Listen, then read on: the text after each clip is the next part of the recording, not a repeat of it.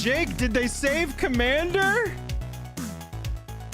Did I? Wait a minute. Did I seriously wait to take? Did I seriously wait? Chat, look at this. Look at this. We sat here for 5 minutes and looked at each other in silence. And then with 8 seconds left to go, Jake was like, I'm going to fill my mouth up with granola. I think I'm going to fill my mouth up with granola right before we begin broadcasting live for hundreds of people. I don't even think there are hundreds of people watching. Is chat up right now, or are people just like kind of filing in? Chat is up. Chat is hanging. We're looking for them to get that like button pressed so we can send this one into the stratosphere, ladies and gentlemen. Oh shit, there's literally 160 people watching. I'm telling you, dude, let's get the likes to 69 so we can start this thing. Y'all, there's a lot to talk about. Commander brackets are in beta, ladies and gentlemen, and we got to break this down. We got some opinions. We're gonna need yours. It's all math up and down the channel. Nobody told me that this game was gonna have so much reading and math. I'm just gonna fucking chew. What are you doing over there, granola? Wait a minute. Hold on. Nothing, bacon and eggs. What are you doing? That's right. I don't know how we get anything done over here, you and I. That's a mystery to me as well. I Ladies, just got out of therapy. Shout out to therapy. That's what I was just doing. Shout out therapy. If you don't go to therapy and you think you need therapy, go to therapy. I see I see Matheus Lennart trying to get us on topic. There's a CEDH bracket. You've been acknowledged, CEDH players. Scraps for the CEDH players. Enjoy. Yeesh. God, there's so many folks. Let's say hey to some of the folks in chat really quick. We're going to go really fast. Gregory, Hersey, Pikazoo, Easily Swayed, Tyler is here. Cosmic Seeds, what's up? Jax, Hugo. We got Wim is here. Fireball, what's up? A lot of the usual suspects. Queen Honey, Blight Widow, Card Shop, Brody Ham. Yeah, Card Shop is here. What's up, Card Shop? Travis Gafford, that's a new viewer. Nice to see you, Travis, hanging out. Travis, thanks for stopping by. Like if you like the stream. Yeah, a lot of folks here. We appreciate all of you so much for hanging out. We're gonna swap over and look at Gavin's article here in just a second. Real quick, want to shout out the channel sponsors. Card Conduit, best place to sell your cards quickly and easily online. Get cash for the cards that you're not using. They're in stacks on your table. Turn them into money. But look, if you're playing with them, you got to use Dragon Shields. Dragon Shields, best sleeves in the multiverse.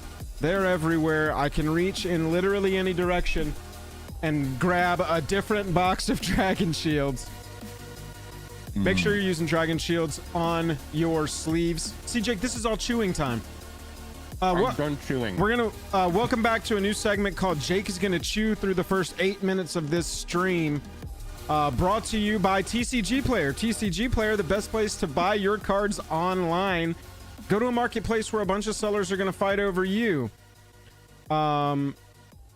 This next segment is called brought to you by Moxfield. Moxfield, the best place to put your deck lists online. Tons of customization, tons of ways to label, cross-label your collection and your decks. Save packages, instantly import packages. That was the phrase that got Jake super excited about it, was instantly importing packages. So, you know, thanks everybody for joining us for Jake Chews Up His Food, brought to you by Card Conduit, TCG Player, I know, Moxfield, yeah. And of course Dragon Shield. Thanks to the Travis sponsors. said one day Joel is going to kill Jake, and I'm not going to blame him, to be honest. My final Joel, coup de grace is a Netflix documentary about me. That's my ultimate. I'm now fully a content creator. Oh, hell yeah, dude. Yeah. That's Murder what we doc. need, is for it to end with a Netflix doc. I'll confess in really the bathroom while my hot mic is on and I'm unaware. Yeah. Yes. That's what we need. All right, let's look at this, y'all. Introducing Commander Brackets Beta. All right, so look, I just got these sent to me, so I am catching up. All right, so basically here's what it is. The brackets is a matchmaking system. It's going to replace the 1 to 10s with 1 to 5s. This is going to help players find games with similarly powered decks, keeping Rule 0 a thing, and we are going to see it tested in Magic Con Chicago. Oh, okay. Big thing they said about it is that out of the gate, regular play groups are going to get to ignore this like normal. This is designed for strangers, essentially, game stores, events. Which is something I don't do. I'm just being completely... Oh, you know what? I want to do a poll really quick as we get into this. Get a poll going. Yeah, I'm going to do a poll. Because chat, y'all are going to be a big part of this today. We're discussing this one. I'm no longer chewing, so I can now contribute my voice. Let's start a poll. People love your voice. It's silky smooth layers. That's what I've heard this. I think it's just tons of years of vocal fry from constantly... Never mind. Do you ever play Commander with strangers? Oh, Card Shop Reality said the Netflix series can be titled Jake or Joel Are Murderers. I know, I saw that. Benjamin Johnson coming through. All hail, new Stream Monarch here. Middle of the day on a Tuesday, and we got a Stream Monarch coming through. That's what's up. Guys, we need to be at 69 likes. We're at 222 viewers. Why are we not at 69 likes? Ben Johnson, all hail the Stream Monarch while Jake yells at chat. All hail the Stream Monarch. Hey, if you got a gifted membership there, make sure you thank Benjamin Johnson. Infinity Bros, loving all of your shorts and your reels on Instagram as normal. Good to see you. So Jake, what poll? Tell us about the poll that you've gotten going here. I just did a poll. I was like, how this is it. It's very cut and dry. There's not a lot going on with it other than, do you play Commander with strangers? And 72% are saying yes. Yeah, I think it's more common than you think. You just have social anxiety, as do I. And so we're like, I don't want to talk to new people. And so we just don't do that. We hide behind cameras and post our faces on the internet. Yeah, exactly. It's it's kind of like Wubby, right? Like Right. a lot of people say like Wubby with his normal crew is like he's kind of unhinged off the wall, like going crazy, but then you get him at like a table with people, he's like the nicest, most reserved, very chill Correct. dude. Yeah, this for me is kind of like a situation where yeah, I don't play a lot of Commander with strangers. Once like it's pretty easy for me to get to know somebody, I think, but like that initial breaking the ice moment is kind of difficult. I think I would be, if I like, I'm trying to actually ask myself, would I go to the LGS? Would I hang out And with then- peasants? I'm trying to think to myself, would I surround myself with peasants? Would I come down out of my tower and possibly dirty my fingers and maybe smell other people just to play Commander and have to decide, is my deck a 1, a 2, a 3, a 4, or a 5? Sure. Is that what you're saying? Or no? Am I misreading it? Kind of. Oh, okay, Yeah. got it. No, what I'm saying is am I going to walk up to a group of people at a table and say, yo, do you guys want to play a game of Commander? Anybody have Commander? I don't do that because I have so many regular play groups. If I'm not like playing on spell table, then I'm probably like Travis is probably hitting up my phone. Or I don't know if he is anymore. He didn't invite me to the last one. So it's like insane. All I have to do is say the words I want to play Commander into the air wherever I'm standing, and people surround me to play against me. That's not. I am It is so kind of like that. dripping No. in friends. It is. Okay, there is a high concentration. I know you're trolling me, but for chat that doesn't realize, there's a high concentration of people that play Magic in the LA area. Got it. I have like, if I'm not over at Garage the Gathering playing with that group or whatever, then it's like, yeah, I just am not often going to the LGS. So I'm kind of out of the loop here. So we do have, okay, we hit 69 likes, so the stream can start. Awesome. So far, Awesome. 65% of people have said, to the question, do you play Commander? Do you ever play Commander with strangers? 65%. And then no at 35%. All right, Who so it didn't is invite you? pretty common. Pretty common. Just a little context here. I see some questions of like, what is even going on? So toward the end of last year, there was a controversial ban announcement with the rules committee that was at the time in charge of Commander. That led to an insanely over-the-top response, especially from some community members that was just vitriolic, and they stepped down and they said, we're not doing this anymore. That's how bad it got for them, personally. Commander MTG stepped in and said, okay, well, we'll do it again, or we'll do it for the first time. It's ours now. And Gavin said, we're forming a panel. This is all the real, like, this is the cuttest and driest and shortest I can make it. He said, we're forming a panel out of prominent community members, and that's content creators of all sizes, non-content creators that are, just MTG thinkers or old designers, or some of the former rules committee. They're on that panel right now. He said it'll also be a rotating door. So depending on who's on it, there might be different influence over time. But they said the first thing we're going to do is we're going to have this bracket system. We're not going to talk about bans or unbans in the first big announcement. This announcement was expected for Vegas last year, but they kicked the ball and just said, nah, we're gonna punt here and do this later. And that's where we're at today, is they have dropped it. Here's the initial plan as far as they're concerned. And they're going to test this in Chicago and give feedback in Chicago. So I know that they're listening. That is one thing I will say about this whole thing, is it does feel pretty open communication-wise. They're very much encouraging. I never see Blake saying, go discuss this in the Discord. Let's make, I want to see videos. I want to see discussions. I want to hear podcasts.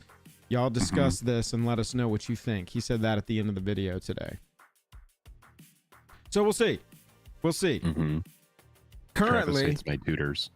Hates me tutoring. Tooting. Well, that's going to be part of the conversation today. So we've got the 5 brackets. Yeah. This is what they announced today. Okay. Context here. 5 commander brackets, each one meant to classify a different kind of game experience. 1, 2, 3 are different levels of socially focused play. 4 and 5 are higher power or competitive. Each bracket description, you'll also find guidance for 4 kinds of effects that can really impact games. 2-card infinite combos, extra turns, mass land denial, and tutors for other things than lands, noting where and how you should expect to see them. For a little bit of additional information around MLD, this is a category of card that most commander players find frustrating. So to emphasize it up front, you should not expect to see these cards anywhere in brackets 1, 2, or 3. These cards regularly destroy, exile, bounce other lands, keep lands tapped, or change what mana is produced by 4 or more lands per player without replacing them. Examples are Armageddon, Ruination, Sunder, Winter, or Blood Moon. Basically any cards in common game plans. Yeah, dude, that mess with several players' lands or the mana they produce should not be in your deck if you're seeking to play in brackets 1 through 3. Let us show you the brackets. Okay, so we got bracket 1. Yeah, let me see if I can. Bracket 1, baby. Open this in a new tab and maybe. This is the news today. Every single person on Instagram is giving their breakdown of every bracket. I'm here for it. Exhibition. The experience is supposed to be fun and flavorful deck building, e.g. an all horses theme. The deck rules: no game changers, no 2-card infinite combos, no mass land denial, and no extra turns. What the shit is a game changer? I want to understand that because I'm seeing game changer shit on here all over the place, and I think we need to know what a game changer is first. Yes, I'm looking for the definition of game changers. What the game changers list? Here we go. Here we go. This is what we need. What is the game changers list? Several mentions of it above. Game changers dramatically warp commander games. Allow players to run away with resources, shift games in ways that people dislike. And unlike some previous systems that were discussed, it's only a single additional list to track. So we're going to have the ban list, and we're going to have the game changers list. So like a smothering tithe? Is that a game changer? I would imagine. In addition, right? Okay, so there we go. In addition to the function, you can imagine this is some sort of watch list. Any future bans are likely to come from this list, save for maybe something that shows up in a new set and immediately causes problems like Nadu. Similarly, unbanned cards are likely to end up here. This creates a nice half step between the ban list and showing up everywhere. Interesting. It's like we needed an on-deck list for cards that were going to get banned in Commander, especially if you were aiming at cards that were hundreds of dollars for their base copies. Interesting. Interesting. It also really helps ensure that you know what cards we have our eyes on so we don't feel like they're banned out of nowhere in the future. Wonder what that sentence is referring to. Also gives us a tool to unban cards to try them or nudge around cards without a ban if needed. If a card shows up and is frustrating at casual tables but fine by competitive players, we add it to the game changers list in an update to get it to the right place. Demonic Tutor is a game changer. Oh my goodness. Okay, got it. All right, we got 40 cards. Ended up at exactly 40 cards. Tide is on there. That number being round is just a coincidence. The list doesn't always have to be 40 cards. And this is the initial game changers list, ladies and gentlemen. This is going to be the most important chunk of all of this. My gut is already telling me. All right, this is the thing that let's break this down. What is on this that should not be, chat? And what is on this, what is not on this that absolutely should be? I want cards. So far, just glancing at this, I gotta say, I'm not seeing anything that I'm like, that doesn't make sense being on there. They got One Ring, which was the first card I was looking for. They've actually even put Trinisphere on here, which is kind of crazy because you could play that in a game and it not do anything if that game is casual enough. This is weird. Okay, so Soul Ring. Is weird. Matt said Soul Ring. They specifically said that we are not. Okay, so where's Soul Ring? I saw a mention of it. I'm trying to figure out how I feel about it. Chat, we're at 300 people watching on a Tuesday. We really do appreciate y'all so much. We got to 69 likes, but can we push to 169? We would really appreciate it. If you do want to chat, do make sure that you are subscribed and you will be able to get in chat. We hope that if you are enjoying the stream that you do subscribe. There will be many more like it in the future. That's what I did. And yeah, if you're new here, we cover all sorts of Magic the Gathering content, from news to new commander sets. We do box breaks. We do a whole bunch of different stuff. And yeah, if you enjoy this stream, definitely subscribe and come see us in the future. Why isn't Soul Ring on the Game Changers list? because it's in every precon ever. You are correct. It qualifies as Ever. fast mana, would otherwise be there next to cards like Mana Vault. The truth is, it's Soul Ring. It's the most iconic card in all of Commander. It's something that since near the beginning has been the poster child for the format. Playing Soul Ring is a universal truth handed down from Sheldon Meanery. What the fuck was that sentence? What is that sentence, dude? Oh my god, dude. Playing One Ring is a universal truth handed down from Sheldon Meanery? Hold on. We're learning more about Soul Ring. Okay? It's not only a universal truth handed down by Sheldon, but it's also a card that defies physics. So like the more I learn about Soul Ring, the more I'm thinking that is going to be the card, kind of like in Interstellar when they're trying to solve gravity. Eventually, Soul Ring is going to be something that we are able to use to start solving some of the issues that are on this planet.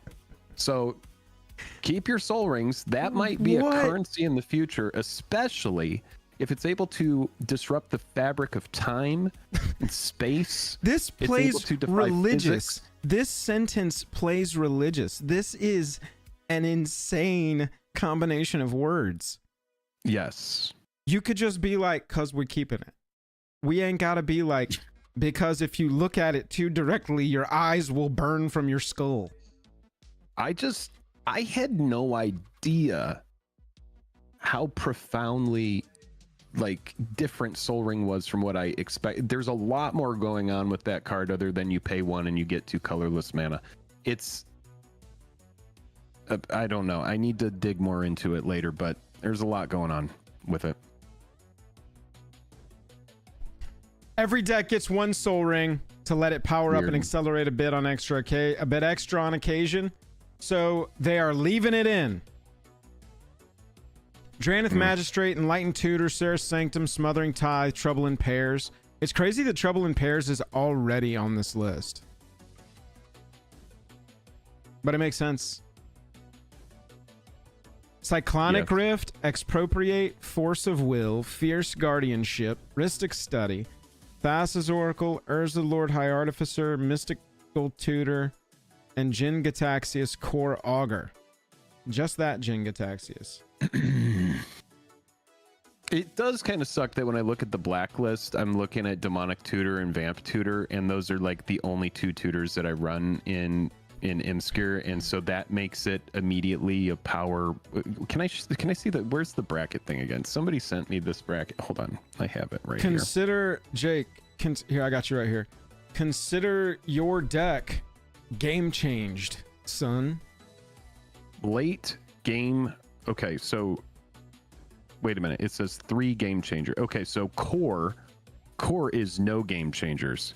Upgraded means 3 game changers. You can't have more than 3. Is that what I'm looking at here? Yeah, 3? 3 game changers. You can have 3 game changers in the deck.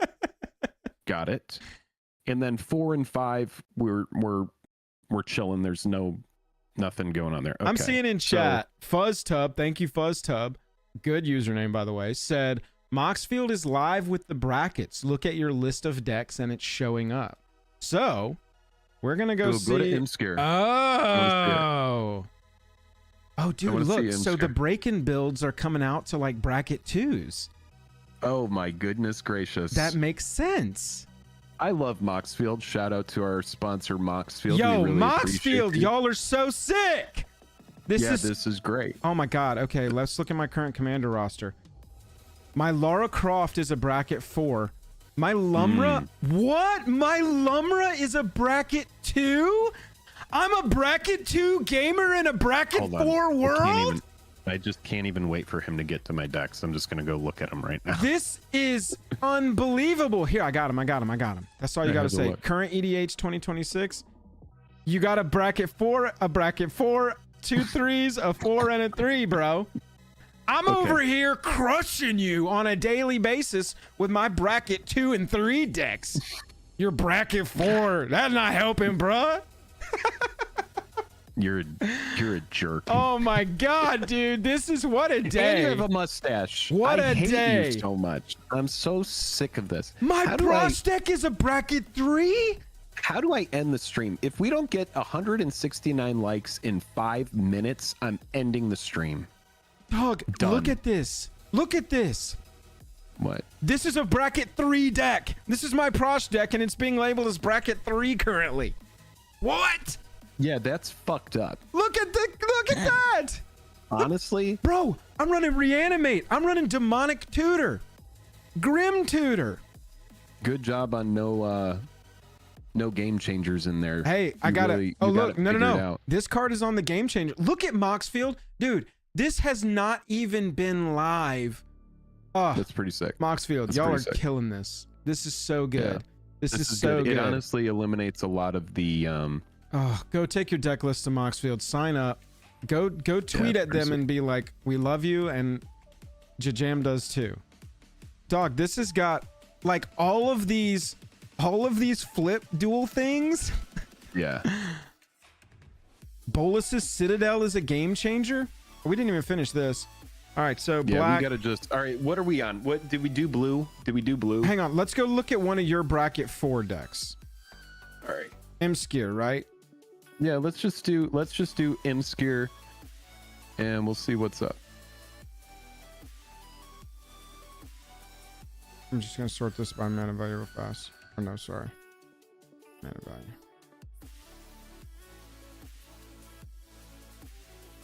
Pretty okay, so Shieldred and Commander, not a game changer. That makes sense. D-Tutor, game changer. Yep. Vampiric Tutor, game V-Tutor. changer. Game changer. What's the other game changer? Oh, Ancient Tomb is in here. That's gonna be one of them. And oh, One the One Ring. Ring. That's what it does. It's That's your what did it. your fourth game changer. Pushes it over Great. the edge. So Ancient Tomb becomes what? Muraganda Gateway, and now people can get off my ass. this is a level 3 Muraganda deck. Raceway. Yeah, it's a level 3 deck. You don't I'll even just have cut a one of bracket those, 2 and then deck. people can't complain anymore. Okay, I want to look at this, bro. Lumra Forest as a bracket 2 deck. I mean, Sylvan Safekeeper, Bristly Bill, Lotus Cobra, Agree food. Scoot Yeah. Swarm, Nissa Resurgent, 6, Overlord, Ovenwald Hydra. I mean, Finale, so much ramp. It's just crazy that because of the merit of how this system works out, that What are the green game changers? That's what I want to know. this deck is a 2. That's insane. Survival of the Fittest, Vorinclex Voice of Hunter, and Gaia's Cradle. That's it. Worldly Tutor, they were like, you know what? Enlightened Tutor. Yeah. Worldly Right. Tutor, I love green. Get it in there. Go. Worldly Tutor, green is great, dude. Go crazy. Green is amazing. Let's not hurt it. World- Vorinclex, yeah, dude. sure, it's impossible to spin that Vorinclex is a fun card. And Gaia's Cradle, well, people are priced out from that effect, and quite frankly, it's a busted effect. But Worldly Tutor, that's chill, man. Yeah, it's That's tough. a casual card. It is kind of tough to balance green with this system because a lot of the cards that just make green so good. Yeah, I mean, I know that Enlightened is more likely to grab a problematic card. I do get that. But there are great creatures that you can tutor up at instant speed with a Worldly that are going to be just as punishing. I mean, typically a Finale of Devastation for 10, I mean, yeah, so I can go okay. get Craterhoof Behemoth and win the game. I mean, that's what I'm saying is like... It's crazy that Finale into Craterhoof is in a mono green deck that is definitely getting to 10 mana. It's crazy that this isn't considered like a 2-card combo. I mean, you do have to have other creatures. You can't do it post board wipe and win the game. I do know, right? Exactly. I do know that Craterhoof needs to be there in order to end the game and like go wide decks. But yeah, I mean, I don't know. It's hard for me to kind of. Yeah, it's cool. It's cool. I don't know. I just saw a good note. Oh yeah, Finale should be in the list. I'm of the opinion that Finale of Devastation is a game changer as well. Food Time with the Good Take here says you also don't need to use brackets. Yeah, sure, but you know they exist. They're here. Yeah. I mean, okay, so Tuist says tutors are not game changers, and Food Time says tutors absolutely are. And I think what's being able to, what the thought here is that is like, for example, I don't have a board wipe, and now all of a sudden I need one. So I will tutor up a Blasphemous Act or tutor up a Damnation or whatever if I'm in black-red. You know, it's hard too because there's certain colors that lack interaction based on what the colors have access to. So like when you're in red and black and someone sticks an enchantment, unless you have like a Feed the Swarm or a Withering Torment or whatever that card is out of Duskborn, or you know, a Spine of Ashah or whatever. There's like it's kind of tough to answer those kind of things. So there's certain decks that just don't have access to stuff. And so I see this being very difficult to kind of like implement, because it's like some decks, like so-and-so just said here, they enable really janky strategies. Sometimes you want to have a tutor so that you can go get the card that actually works with your deck synergy. So it's like, for example, if I'm in like, I don't know, what did you had a deck one time that you made that was all chairs, right? So let's say we're playing our janky all chairs, all thrones deck, and we want to have a tutor in there so that we can get one specific chair. Well, then great. You know, so I don't know, dude. It seems tough, but again, for the people that are in have their own pods and stuff, you just rule zero, or you guys have that conversation. So I guess I just have to keep in my mind that this is for people that are sitting down at a casual table and they want to have a general idea of power level. I guess there have been too many times where people have gotten, you know, blown out. I remember doing a casual game, and we brought this up last stream, where it was like someone you know, misrepresented the power level of their deck, and now all of a sudden everybody's getting wrecked by the blue player that just kind of, you know, got their Ristic, their Mystic, they're drawing all their cards. Everybody else is on like 2 mana, and it's like, okay, you clearly had no idea what the power level is, or you misrepresented it just to come in here and pub stomp us, which is just even worse, right? You know what's interesting to me looking at this list is that this could also be looked at as a soft banned as commander list. I know that they're not going to go that route. They're just, especially if they've got what's called the Gamechangers list, they're going to have ban list and Gamechangers list. They're not going to add another list for people to cross-reference. That it's got 2 lists has to be max. But looking at the multicolor options here and some of the monocolor options, Kennen, Yuriko, Winota, Grand Arbiter Augustin IV, like those are commanders that if we were starting a banned as commander list, those are going to be top of the discussion for sure. And look at some of the monocolor options: Turgid, Vorinclex, Voice of Hunger, Urza the Lord High Artificer, Jenga Taxis, Core Augur. These are all legends where I'm like, if you build that as your commander, people are going to target you just because you sat down with that commander. So be ready for that. Needs to be high level. And so the power creep of that, it's like an arms race. If you sit down with that kind of deck, you got to have higher power level cards in it because you're going to be targeted down, and it just is a vicious circle. So this could be looked at as sort of a soft ban as commander list, which I like. Because I've always thought that there should be a distinction between banned as commander and banned in commander, but I can understand how that starts to get pretty obtuse the more lists we add of things to cross-reference to make your deck legal. Excuse me. People focused on the Gamechangers list and when to play extra turns, and what is that, mid MLD to much? The description is the most important upgraded optimized CDH. I do see that few tutors are allowed in the lower bracket stuff. So Food Time is saying, you know, think Grim Tutor over Demonic Tutor in lower brackets. Kind of like what you have in Prosh. You know, you go exactly. Grim Tutor. I like that idea. That gets around some stuff. It encourages these brackets adjusted. Is you go bring some broken ass bracket 2 deck to a game with Gavin and wreck him. Oh yeah, exactly. Look, I mean that conversation that you're just having is, I think, a positive sign that this may be working, because we're having a reasonable conversation about how to power level your deck down a little bit in a way that might be healthy, i.e. swapping D tutors out for Grim tutors. The difference is not that much, but it's enough of a difference to just be like, yeah, now this is more in line with the friendly nature of the format, the casual nature of the format. because I'm not. Yeah. It's like you're either trying to sit down and play competitively, you're either trying to sit down and play high power, or there's everything else. Like I feel like 1 and 2 only exist because they were like, all right, we understand the high level competitive side. We got to like break out the casual side. Because that could have just been ones, twos, and threes if they wanted to make it super simple. Yeah.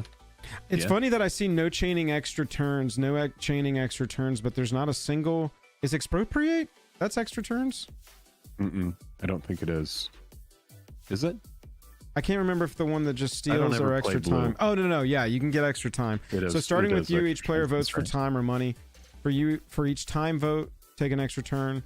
For each money vote, choose a permanent owned by the voter. So they're like 9 mana is not enough to pay for guaranteed extra turn plus free permanents.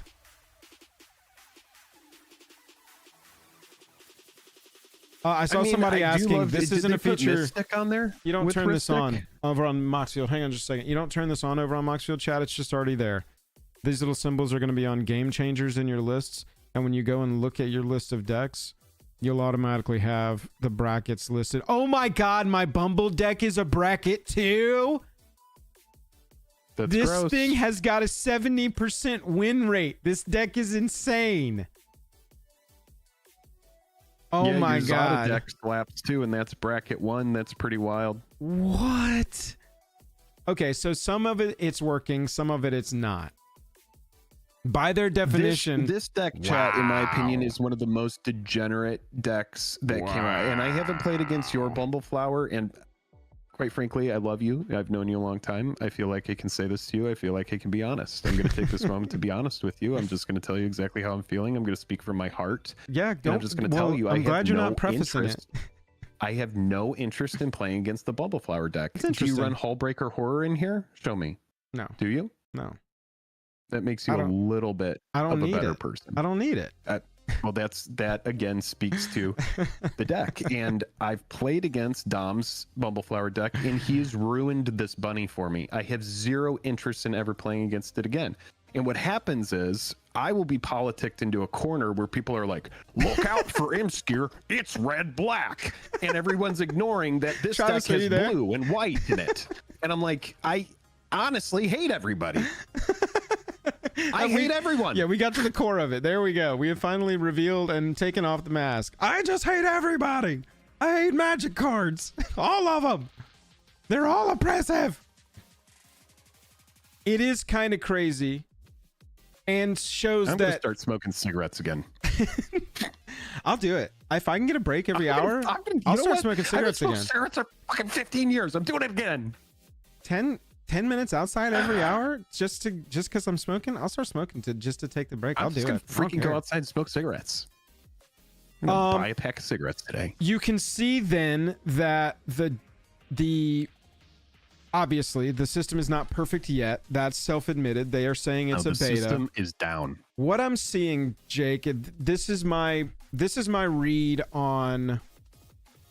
This is my read on the piece that's missing, and probably the hardest piece to contrive and implement in this whole thing, which is cross synergistic potential.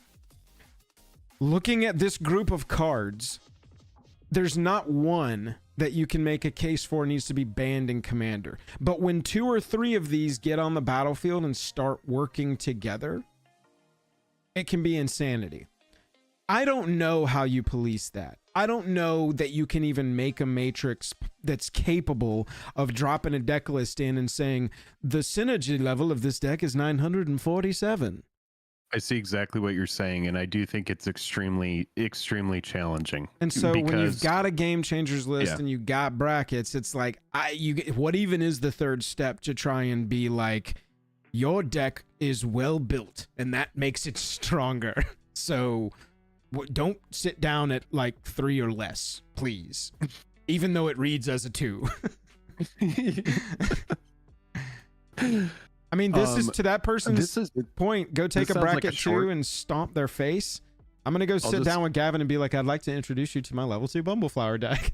Well, yeah, exactly. And, you know, I've seen it played as well, but like the Zata deck that Blight Widow brought up as well is an absolute monster of a deck, and it's a bracket 1 pauper deck, and it's just like I've seen it like do like hundreds of damage in one turn, and so it's like, yeah, it's pretty wild that you can have a deck that's like bracket 1 that's also extremely powerful. So yeah, it's like what do you do with that? You know, like how does that even fit into this puzzle? You need to self-evaluate at that point, Joel, and I get it, and I would, because I can. I'm worried about the homies that are like, well, you said it was bracket 2 day. I mean, you played in League for all the years that we had it. You played in challenges that we had before that. How much of that, like running a league, was just policing people trying to be like, well, what about this card? This isn't on the ban list. Can I play this? This says it's a power level 1 deck. Can I play this in your tournament? You know those people are going to be constant, and that's what they're trying to police with this. And so I think you kind of have to put apart the, oh, people need to be altruistic piece and be like, what are people going to do? Because you know Ricky is going up to the LGS on Friday, next Friday, for the bracket level 2 competition of Commander at the LGS. He's taking Bumble's Biscuits Make You Fly because he saw Joel talking about it's a ridiculously powerful bracket 2 deck. You said bracket 2. You've said it. That's what you said. That's who we're trying to be like, all right, relax. And I get it. I mean, the article even says we can't police bad actors. That's not what we can even try to do. So, you know who is really going to benefit from this? Shout out to Sam at the Howling Salt Mine and his crew over there. Yeah, there you go. Because what's going to happen is I was at the bar a couple days. It's going to sound stupid because it's like I was at the bar and I was talking to Magic players at the bar, but it's a nerd bar where everybody goes and they have cocktails and they literally play board games in MTG. You've been there, Guildhall. And I ran into a couple of the sweaty players from the LGS, and they were just kind of laughing that they were like, I can't wait to see the bracket system because I'm going to build bracket 1 decks that are just absolutely busted as hell. And I know that that's what's going to happen, and because it's going to be, what I'm talking about. We just did the podcast where, you know, they were talking about this story that this person had where they came in and they sat down at the table and someone misrepresented their deck, didn't explain that they were on mass land destruction. And then all of a sudden, you know, you have this salty experience. You don't even want to go back to that LGS. I think it's going to be, it's going to be weird. It's kind of weird. That's exactly what I'm talking about, Jake. That's why we sit here and try to poke holes in this kind of thing. Not because we are trying to rules lawyer this shit into the dirt, but because I know Ricky's going to go up to the LGS. You said it was power level 2 night. I brought power level 2. Tell me it's not power level 2 and I'll go away. And you're just going to have to roll your eyes and deal with that guy. Look at this. Shout out to Alokin 1485. If you go to Moxfield, Jake, there's a little bracket, what do you call this, badge under the title of your deck. And if you mouse over it, it automatically shows what cards are in it that are pushing it into that bracket. Moxfield constantly with the features, dude. But I got to show you this. I went to my old bench, my retired decks or taken apart decks. Melik. When I saw this card get spoiled in MKM, I liked it and I went and built a deck list real quick. This is a power level 4 deck.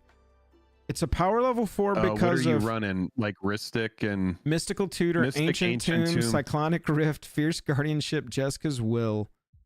Reshape, so what 2 cards? Let me ask you this: what 2 cards would you cut to bring it down?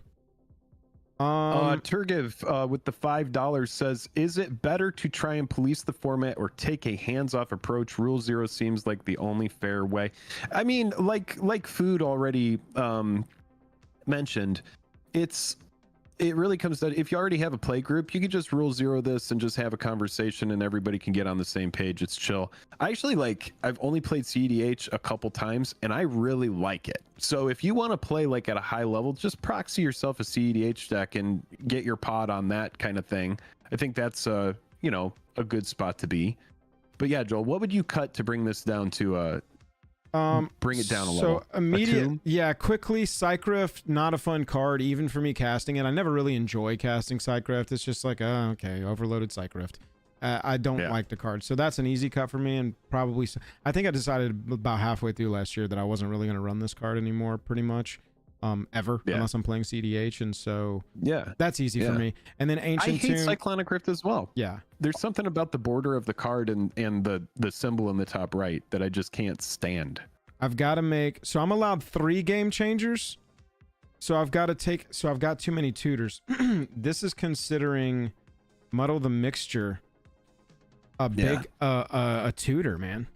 So if I move that to the sideboard, does that take us down into a bracket 3? Do I have to refresh? Is it still just a bracket 4 deck?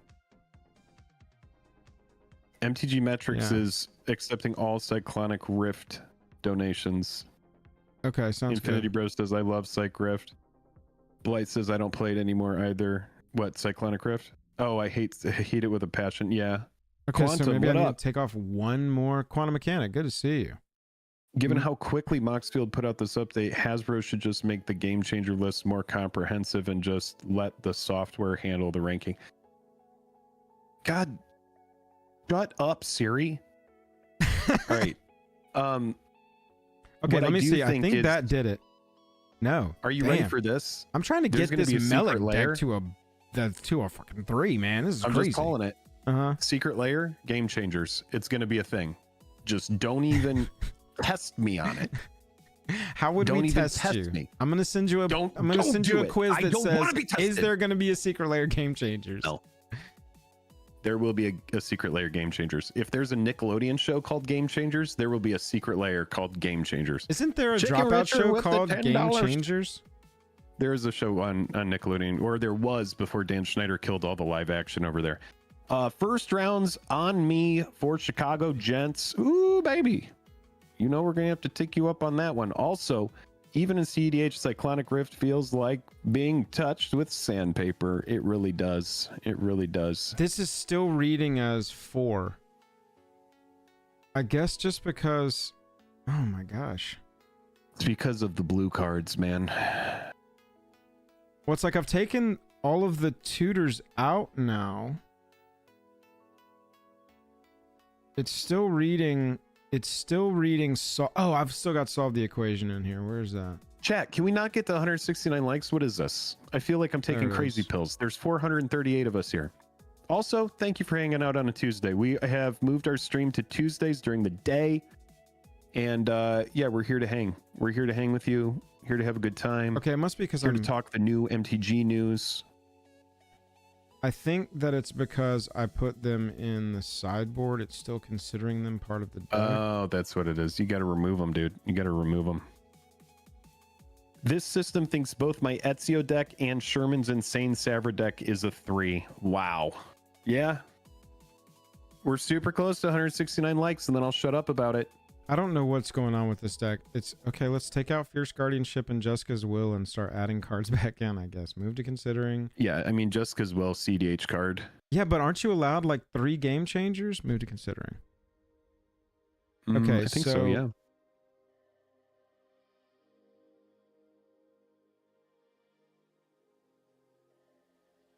Okay, so maybe just being present on the list is enough. This is worth figuring out, chat, how this works on Moxfield, and I can provide some feedback. Because I do have these cards in Considering. That's very interesting. Travis is saying maybe it takes a bit to update. That's possible. Yeah. Spectre, my Shurikai is a weird, 3, though. and I can still add one more Game Changer. Ooh, Oh baby. my god, dude. See, that's what I'm talking about. Tog, this Jump Scare deck, this is an upgraded precon, so it's reading as bracket 2. Again, there's gonna be some holes because this deck ain't a 2. This is, I mean... Could we just go AC back to Tatiova how much the early CEDH or the early EDH players love green? Green is the darling, man. Green is MTG's darling. And it is, and I'm not hating on you having a green deck here. Okay, all the colors suck except for red and black. I'm gonna now continue talking. The thing is Jake green- hates 3/5 of Magic cards. Green is it's probably why Magic makes me so cranky sometimes.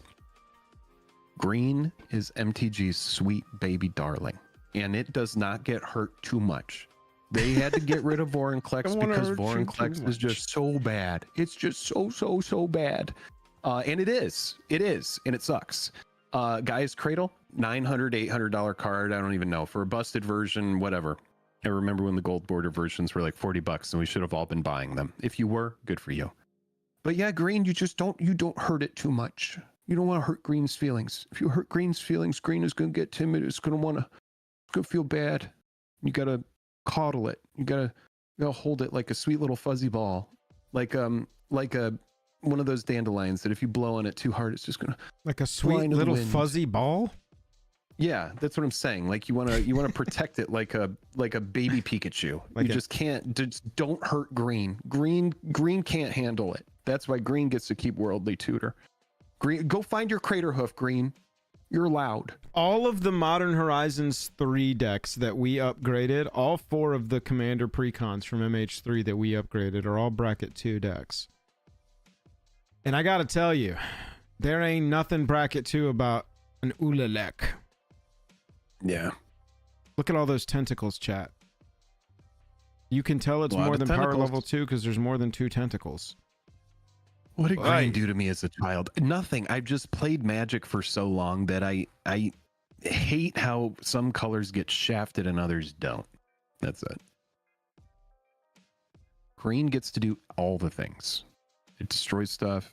It tutors stuff. It ramps like crazy. Yeah, I was gonna it gets say- around needing mana rocks. It's like green is like, go get 8 mana on turn 2. It's chill. interesting. You know what's interesting to me? I'm noticing is missing. Not mentioned. I'll say it's not mentioned. Is ramp. Yeah. There's no counting of ramp in here at all. Zach G, member for 35 months. We appreciate you so much. Says green is my favorite color and I love being a baby. I love you, Zach. We love you. We love you, man. No mention You're of our baby. ramp. No mention of ramp or rocks in the article. That's interesting. See, some colors, like, here's the thing. This is why I hate green. Are you ready? And then I'll leave it alone. You can ramp in green, and we are discouraged from playing land destruction in Magic.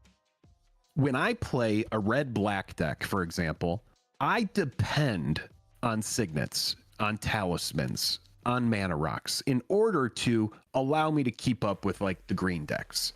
And then the thing is I fold to a Vandal Blast. I fold to a Farewell. Farewell doesn't say exile all lands. So it's like green is allowed to do this degenerate ramping. They're allowed to come to a swell and get shit out super early. But if some other deck does that, oh, you played a Mox Opal, shame on you. You deserve for that to be destroyed. You're ramping. You're going crazy. It's just, I don't know. There's something about it that doesn't sit right with me. I don't know what it is. They didn't use ramp in the article. They used the term fast mana. So they called out Chrome Mox, Grim Monolith, Mox Diamond, Mana Vault, and Ancient Tomb as the extremely powerful fast mana pieces that accelerate the game. I am shocked, though. Shocked is wrong, but I am surprised. Looking at this for what is present and what is not present, that fast mana doesn't seem to be a focus. MLD, extra turns, infinite combos, and game changers is kind of their 4 sticking points for what makes a deck powerful. JMO, what's up? But the amount of ramp, JMO, what's up? The amount of ramp that your deck runs isn't being taken into account. Again, that's tough, man. It's like, I really like that 3 game changer number because I do feel like that 4th one feels like a difference. Mm-hmm. But Dom, what's up? the amount of ramp, I don't know, chat, what do y'all think? Is there a way to be like, oh, you're running, I don't even know, man, because you're gonna have Soul Ring, you're gonna have Arcane Signet. That's just gonna be present for most people. So like, that's a 1. And then Just don't hurt green. Whatever you do, just let them do what they want. I would never think of it. Farseek Leave and 3 green alone. visits and Nature's Lore are part of the format. I'm just gonna start playing all green, baby. Big Handed green. down to us from on high. Yeah. I'm gonna go big green. Yeah, so ramp not present. That's just very interesting to me. It's like tutors are putting certain, like, it doesn't matter. There's no reason to dig into it. It's just like, yeah, whatever. Where is my tentacle deck? Commander bench, prismatic walkers. I guess I don't have my version of my Eldrazi in Moxfield. I need to remedy that. I'm gonna hold you to that. Yeah. Oh, That's upgraded. what I'm saying, but Worldly is fine. Do you feel that Worldly is fine, Dom, or do you feel like Worldly should have been lumped in with the rest of the tutors? Enlightened Tutor and Moon Blessed Cleric. Oh, this is reading Moon Blessed Cleric as a... Yeah, that makes sense. Dom says in all caps, no. It's dumb it wasn't lumped in. Okay, thank you. I love you. That's all I wanted you to say.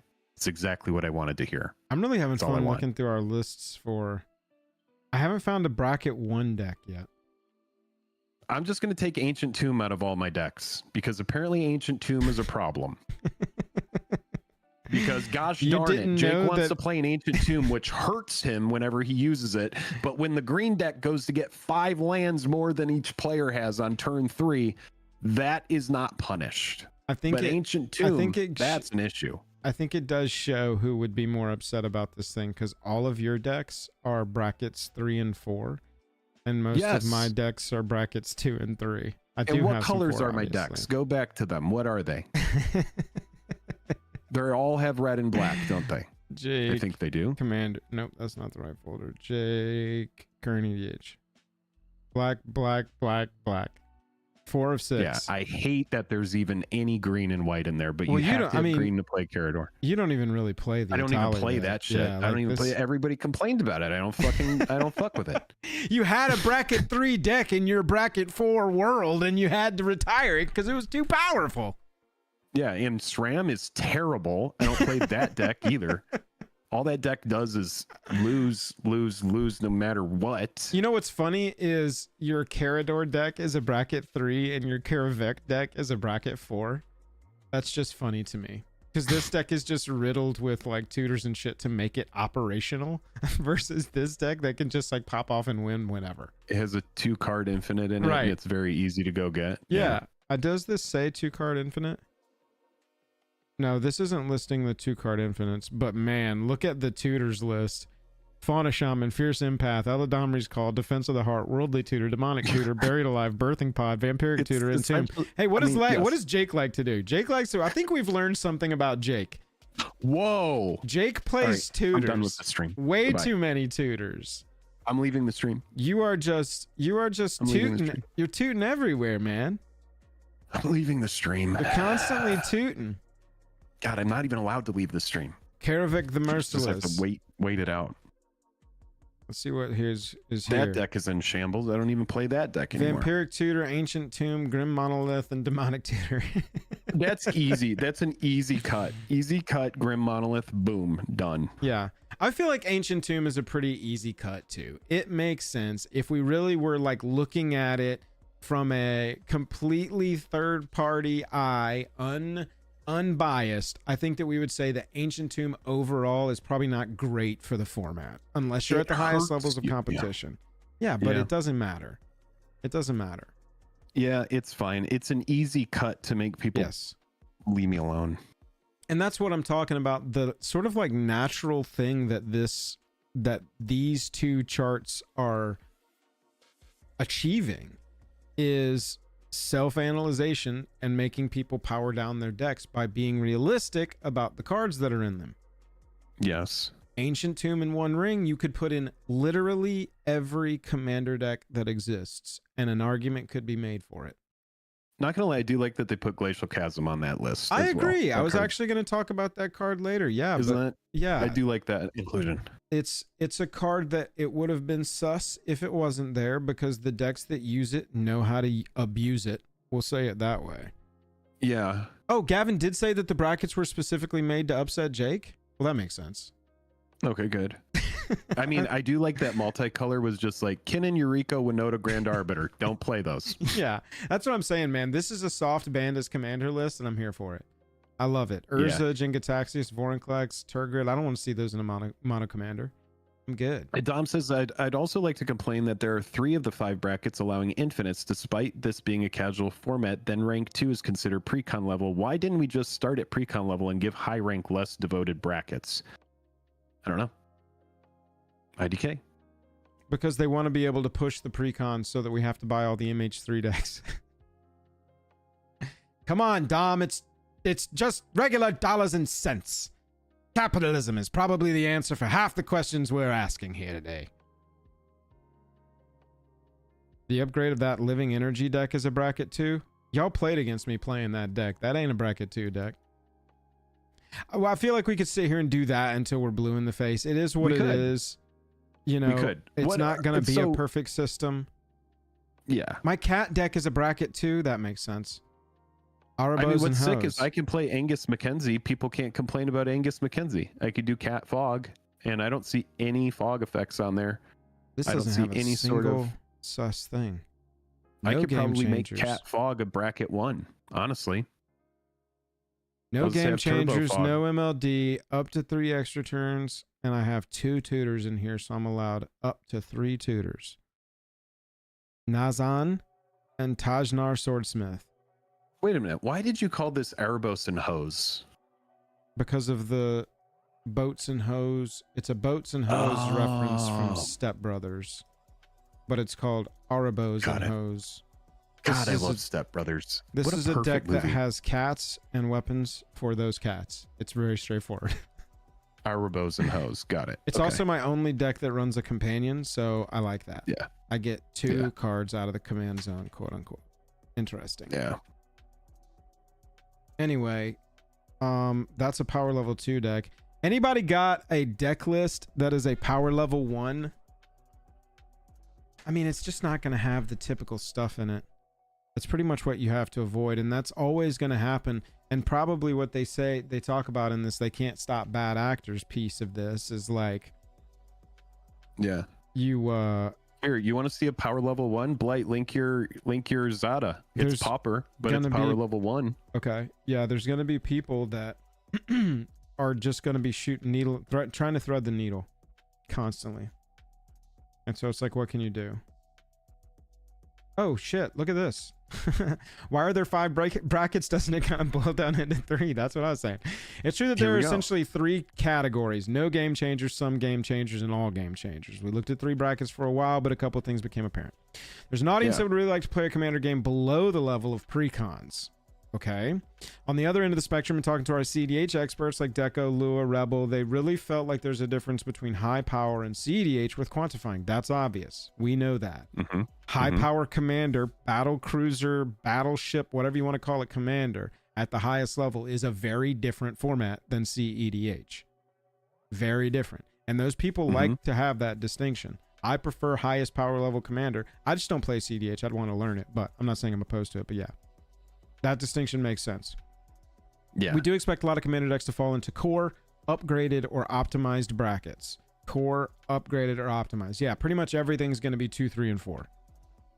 I like that they chose the word exhibition for this. That's kind of funny. It's like, oh yeah, I'm going to show off my Oops All Chairs deck. Okay. We expect a lot of commander decks to fall into core upgraded brackets 2, 3, 4, and that's totally okay. But having room for exhibition and CEDH, yeah. Okay, that makes sense. So it is basically 3, and they acknowledge that. You should play. Well, that's a good. Look at that's this. Answering our question here. My best deck has no game changers and is technically a bracket 2 deck. You should play where you think you belong based on the descriptions. For example, if your deck has no holds barred power despite playing 0 game changers, then you should play in bracket 4. How can I use this system practically? One thing I'm really excited about is being able to put decks from brackets 1 through 4 into my bag and having all 4 ready to play. That way I can play with different people depending on the kind of game people want. Okay. Even being able to say something like, my deck has 5 game changers is that cool. Gives you more agency when finding good games. So there you go, Jake. Just be like, my deck has 5 game changers. No, I think most Big Tree said, I mean, a bracket 1 deck, it has to be a precon. I think most precons are falling into 2s, man. The average current pre-constructed deck. They exactly say that. Precons I'm are gonna 2s. guess that most pauper EDH decks are all gonna be bracket 1, right? I would imagine. Because you're playing an uncommon as your commander, and then your entire deck is commons. You could potentially, there's a lot of common tutors, you know, stuff like creatures that go and get an enchantment, you know, creatures that go get a specific artifact, mana value, that kind of thing. Things like that exist at common, and so I bet that you could pump your pauper deck enough full of tutors that it would pass one of these checkpoints to get it up to a 3. But yeah, I would say generally, because you're not going to have extra turn stuff. I don't think pauper has any extra turn stuff. I don't think that effect's ever been a common. I'm going to look at this list really quick. I'm sure there are commons that are 2-card infinite combos, so that is also a place I think where a pauper deck could be pushed up in the power rankings. So can a pauper deck have any uncommons in the main? Oh, I'm seeing uncommons in the main in a pauper deck with like Hordling Outburst. Well, and those might have been common in a different set. Oh, yeah, because like Thought Vessel, was Thought Vessel common in something? I always thought Thought Vessel was an uncommon. Idea. The Winter Precon had Reanimate, and the Morph deck from MKM had Jessica's Will. Right, exactly. Yeah, precons are definitely better. I would say most precons, if you can, I mean, especially with the straight up made for commander cards that get included in some of these things that are only low power because people don't know them. Ask Jake and Dom about Aetherhood Hydra, that energy fucking Hydra from, anyway, it's just a really powerful green creature. You can definitely see that with some light upgrades, which I think was a perfect choice to name your 3rd tier upgraded. It keeps the precon thing in for newer players. Precons are 2s, upgraded precons are 3s, and then once you've gone past upgrading your deck and you've fully optimized it, that's when you're playing 4. It's a really clean system when you just consider 2, 3, and 4 where you need to put your attention. 1 and 5 are sort of irrelevant unless you're participating in some fringe edge of it, either the highest competitive or we're not being competitive at all, because all of these cards in this deck have people holding up a high 5. You know what I'm saying? Yes. Not a playable deck, but it's a gimmick. Yeah, so it's like if you can sell the gimmick to people, then they're probably going to play with it. Yeah.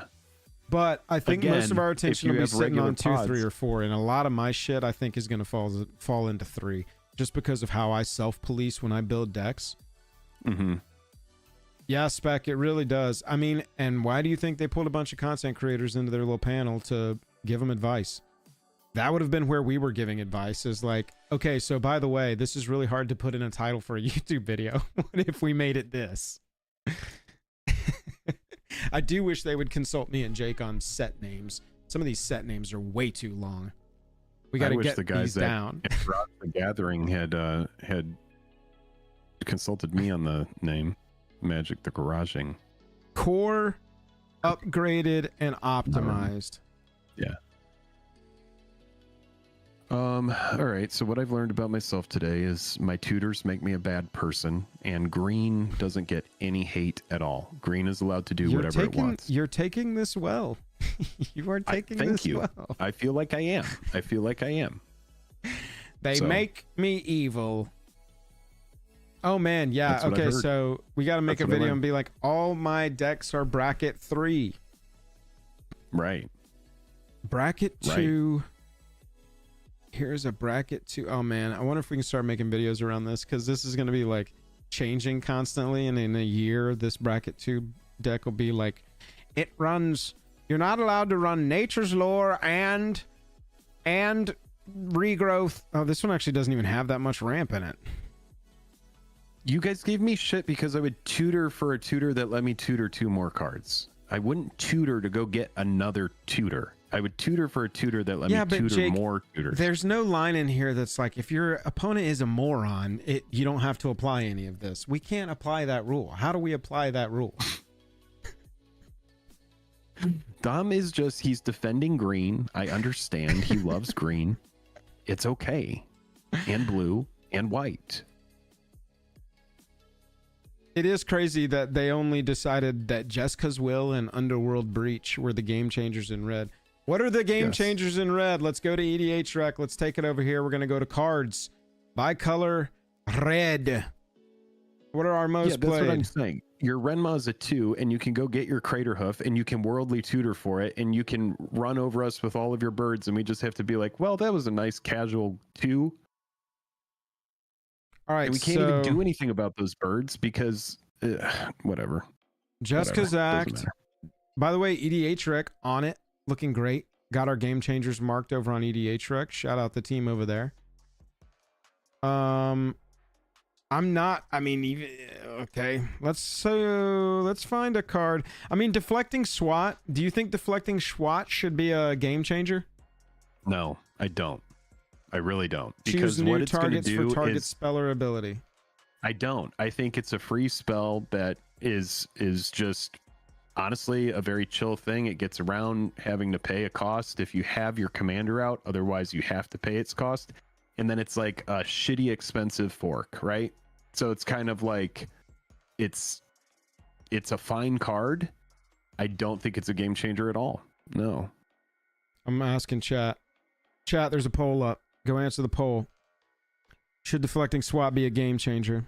I think a game changer is like, I do understand why they're saying D-Tutor is a game changer, right? Yeah. Because with D-Tutor, you're grabbing any specific it's the exact card you want. You drew the perfect card. Having a deflecting SWAT is like path to exile your commander. Oh, no, I'll put it on your thing as well. It's like, sure, you could say, well, that changed the course of the game. I no longer am able to path your commander. But quite frankly, like deflecting someone's like naturalize removal is not that big a deal, dude. Yeah, I get you. I hate you're trying to kill my thing. Well, I hate your thing. I'm gonna go ahead. Well, and it's like I paid this opponent. I paid 3 mana for the Swords to Plowshares, basically. You know what I'm saying? Right. Unless you had it for free, I guess, with your commander out, which is the whole point of it being a potential. All right, so a pretty clear majority there for no. There's Mana Geyser. We'll see how many people in chat know the power here. Yeah, I don't know why Fierce Guardianship is on the list. Do you feel like Fierce Guardianship is a game changer before we move on? Because it's a counter spell completely and it's not used as protection. I feel like that one got put on there because its salt score is higher, so to speak. I'm asking real quick about Mana Geyser, y'all. 5 mana sorcery speed, add a red for each tapped land your opponents control. It's the next card on here that's arguably a game changer because all of these are fine. Ragavan isn't even a game changer in Commander. Goblin Bombardment, no. Makes sense that Underworld Breach is on there. We're a little more split on whether Mana Geyser should be a game changer.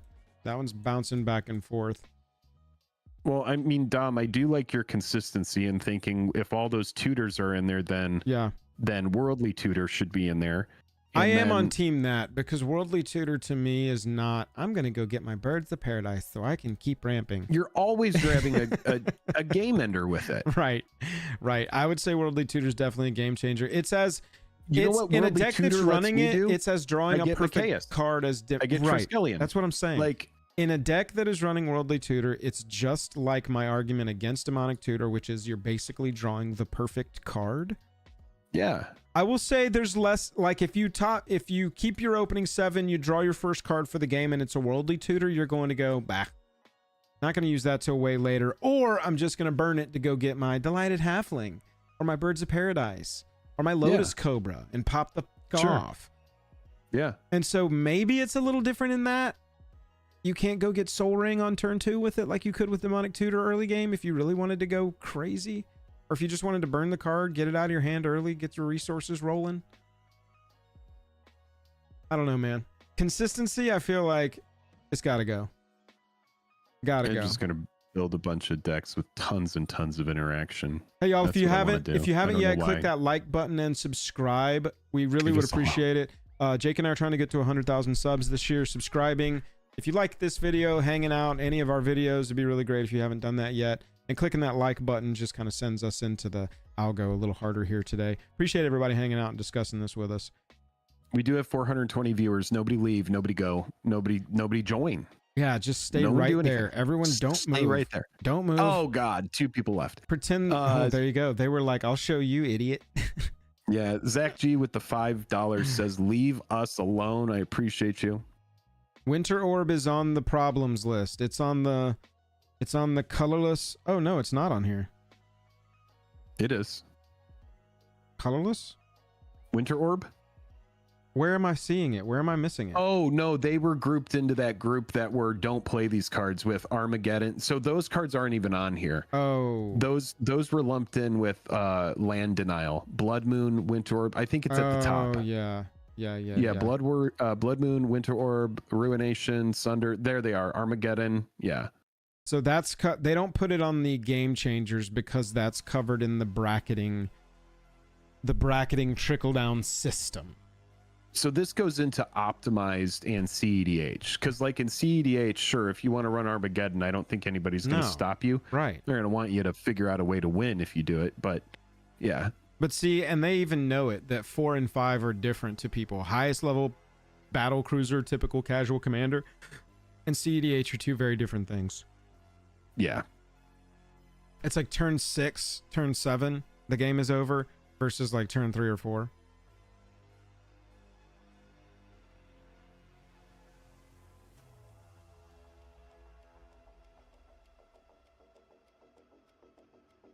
We gotta build a deck with all of the Game Changers in it.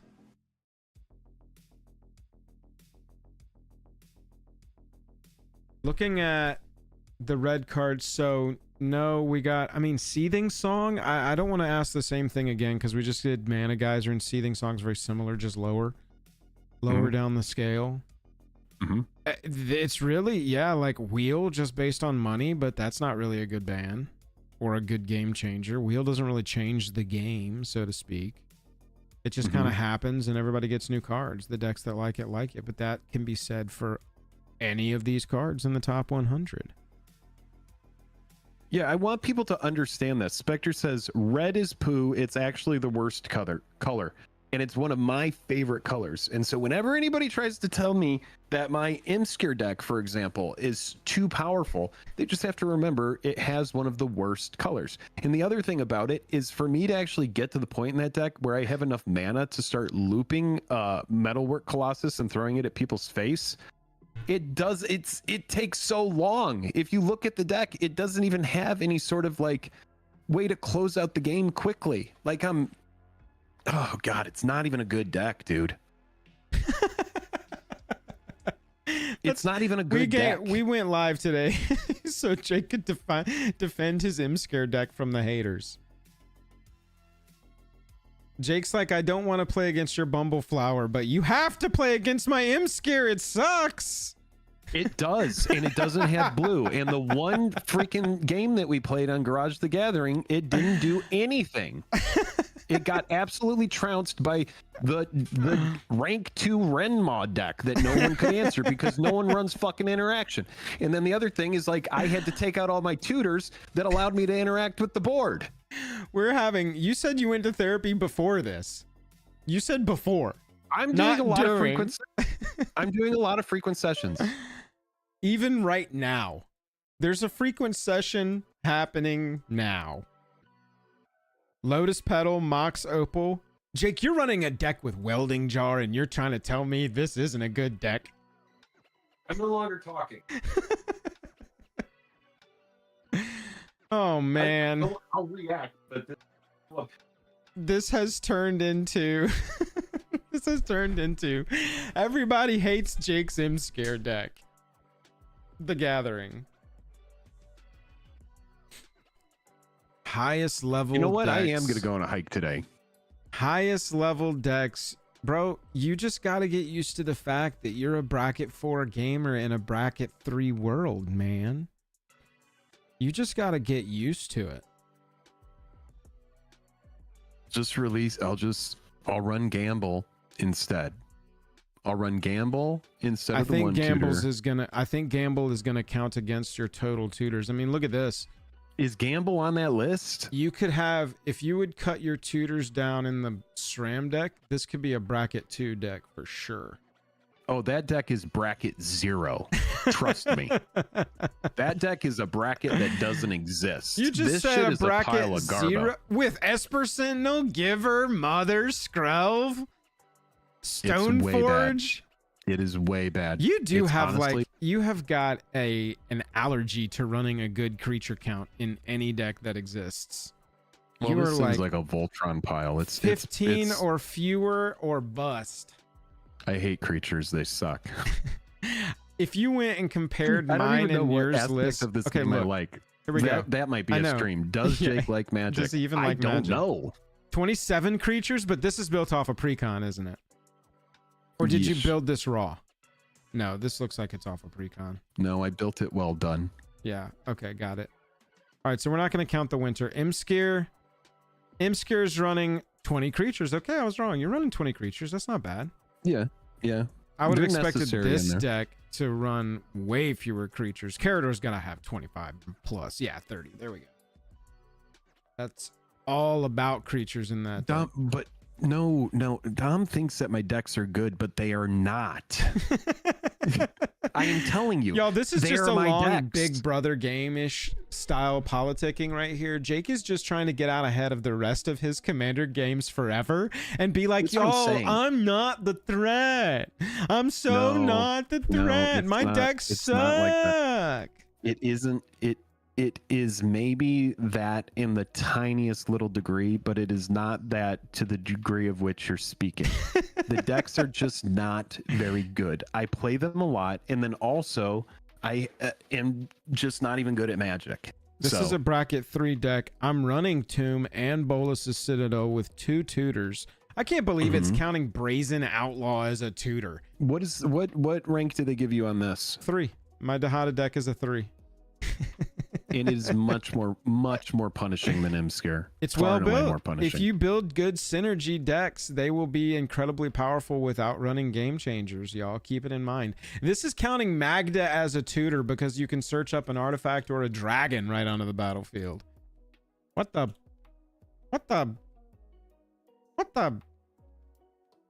Dom and I are fundamentally different when it comes to Magic. Varragoth it is- Bloodsky Sire? Oh, Varragoth is a D tutor, but you have to jump through a hoop. Here it is. It's a D tutor. Oh no, it puts it on top. It's a vamp tutor plus a mana minus the life loss, and you have to have attacked. But it does count that as a tutor. That's the only tutors in the deck. I don't run... This deck doesn't need Vampiric Tutor. It doesn't need Demonic Tutor. Nothing like that. Do you need me to let you out? Ancient Tomb makes sense, and Bolus's Citadel. Those make sense as game changers to me. Yeah. I need to get Lucille in Imskir. That's a good card. Yeah, I put it in here because I wanted to test it. I went through and sort of inserted some cards that I had purchased but never really played anywhere into decks where they were relevant. And so this deck got Negan recently and got Lucille based on just flavor. I actually don't... I haven't had the greatest experience with Lucille. It doesn't play super well. Yeah, I'm Mr. Buzzfuzz. The one time I had it in my hand, I was like, this reads as a better card than it actually is. It's kind of meh. Especially in a deck that can't cheat that equip of 4. Anyway. Anything else on brackets, dude? I don't know. Maybe we just take it to chat here. We got like another 30 minutes left in the stream. Maybe we just talk to chat about their thoughts. Okay. How are you feeling? I'm feeling, man. I'm looking through my decks and realizing that I'm just a really good commander deck builder. That's what I've learned today. I think you are. I don't need all all your these decks are better than mine. No, all these Dom crutches. is just trolling me now. I don't My need all decks these... are not better. I run worse colors with less coverage, and so I have to have good cards so that my coverage is better. If you're You running blue and white, you just run counter spells and exile effects and stuff like Smothering Tithe and Esper Sentinel, and then you just draw a ton of cards and you get a ton of resources. If I'm playing black and red, you know, like I can't really do anything. I think people So black, when paired with other colors than red, becomes very powerful. Black by itself, kind of a controlled thing, unless it's like a Shieldred deck, like really focused. I've seen some mono black decks go really crazy. You had an old Erebos deck. There are ways in mono black to like really do some degenerate stuff. I just think like, you know, the colors in Magic that are significantly powerful are blue and green. Yeah, I mean, Rats, for example, is really good. Yeah, just dropped a Discord link in chat. Somebody was saying that other one wasn't working. Let me know if that one's working. Go join our Discord if you're hanging out. Let's talk about this in Discord. Yeah, man, I mean, I like Bolus's Citadel, but I don't run many crutches off of this list. I run Jessica's Will a lot. Okay, so looking at this list by color of cards I actually run, starting with white. I don't really run any of those cards. I'll run Enlightened Tutor where it's applicable. Looking what about Tithe? I don't really love Smothering Tithe. I don't run Tithe. I have it in one deck, I think. You gave me a cool copy. I don't run Trouble in Pairs, really. Yeah, for me, it's just like... really quick chat. We do have a patron play day on Saturday if anybody wants to come hang out, and we're going to be playing Commander all day. Just kind of like you can sign up on the sheet, you get paired into a bunch of different pods, and then people play over Spell Table. You guys can discuss your brackets. Come out for that. Come check it out if you are interested. It's just one of those cards, man. Smothering Tithe, every time it hits the table, it's an eye roller for me. I don't like eye roller cards. I don't like how they make me feel when I play them. I don't like when I see them on the table. I'm just like, this would be a better game without that. It's like, I don't know, this is a poor example, but like a heuristic study or an impact tremors where people are, something is constantly happening to you. Yeah. And you're like, okay, why does this keep happening? Oh, it's this player. Eventually what happens is there's some unification with the table where people are like, all right, let's deal with them, you know? Well, impact tremors, at least, I mean, those two are not on the same scale, by the way. I don't want to equate those power level wise. But no, what I mean is like, they're not on the same scale, but it's one of these persistent effects that keeps happening to where you're like, all right, well, the problem with Heuristic Study is a lot of times Heuristic Study and Smothering Tithe just get ignored and blows one player up into the stratosphere as far as resources. And so I just don't like them. Looking at blue, I run Fierce Guardianship pretty regularly. I run Urza Lord High Artificer regularly just because I have like 3 artifact decks that I play consistently, and that's a baller card in an artifact deck. One of those is an Urza, the retro one, the retro Urza deck, Chief Artificer, and I run it in there for flavor, and it makes constructs, and the whole deck is constructs, and so it makes sense in there to me. Looking at black, I run Bolus's Citadel and Demonic Tutor pretty consistently. I'd say Vampiric Tutor is next, and then I don't really run any of these other cards. I don't run Imperial Seal. I don't play Opposition Agent or Turgid or Ad Nauseam. Ad Nauseam, it's kind of interesting that it's in there because that's more of like a CDH card. Typical decks aren't going to run that. Looking at red, I run Jessica's Will. I don't run Underworld Breach, play decks like that. Green, I don't run any of those cards. I'm priced out of Guy's Cradle, and that's one that, you know, like I'll proxy some cards that I'll never own that I'll play, but Guy's Cradle for me is just not one of them. I keep that off my deck lists. Multicolor, I have a Cradle. I don't run it. You don't run it in any decks? Well, you don't like green, so that makes sense. You don't have a green deck where you would be like, I'm going to make a bunch of green creatures and get mana for that. Well, is it? No, because Cradle taps for total creatures, not green creatures, right? Right. Yeah. I was thinking like elves or bugs, or you don't really have any decks like that. I was thinking about running it in this Carador Hate Bears deck that is almost complete because it's mostly creatures. So why do people attack me? My decks suck. I'm building Carador Hate Bears. I've got this Carador Hate Bears idea that I'm looking to try out at the table. Why do people keep attacking me? My decks are horrible. I'm so sick of this. Multicolor. I don't run any of those commanders. And then colorless. I play Ancient Tomb. I abhor One Ring, but I play it because it's like, come on. It's undeniable. And I do run Glacial Chasm in a couple of decks. I've always liked that deck a lot, or that card a lot. I'm happy to see it on this list though, because I do think that people don't, because of the anti-land destruction thought, people don't run the appropriate pieces to deal with Glacial Chasm in the right way. And the decks Yes. that can abuse it, it's basically just like, I win off this land that I can just churn forever. Thank you, Crucible of Worlds. You know This is why people should run like a wasteland or a strip mine. You know, being able to have a land that answers another land, I think that's a fair effect. You know, if I wasteland something, I'm losing a land to destroy one of your lands. I think that's the symmetry on that is attractive. And so, yeah, something to think about. Yes, all because but you're naming decks that have blue in them, Dom, so they are by default better. Blue is the most powerful color in Magic. Damn, look at blue though, for real. Top 12 cards. Yes. It's got 4 game changers. Mm-hmm. In the top 12 played blue cards. And they didn't even include Mana Drain or, you know, some of the hardest counters. They didn't even put Mystic Remora on here. Yeah, they were like, there's going to be too many game changers if we start putting stuff like Mystic Remora on there. Yeah. Bass is on there. Hullbreaker. I would say Hullbreaker is a game changer. That's Look just at it. That's just a big Flash finisher. can't be countered. Whenever you cast a spell, you can return that spell. I think there's Like- way more of an argument to be made for Mystic Remora. Or some Yeah. of these cards like Mana Drain, some of the harder counter spells. Sure. Yeah. But it's close. I mean, they're right there on the line, so I'd rather them not than try to put them on some enforcement list.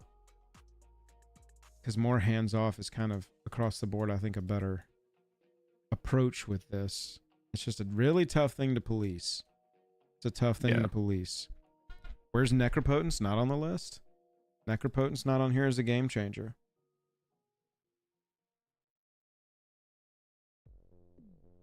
All in all, I like it. Jesus. We just All need in to all, get Jake to build like a it. mono green deck this year Yeah. and a mono blue deck this year. Mm-hmm. Mm-hmm. That would be the answer, chat. I hated on Enchantress forever. I built an Enchantress deck. I get it now. Mm-hmm. Bunch of Landfall and Simic decks I played last year.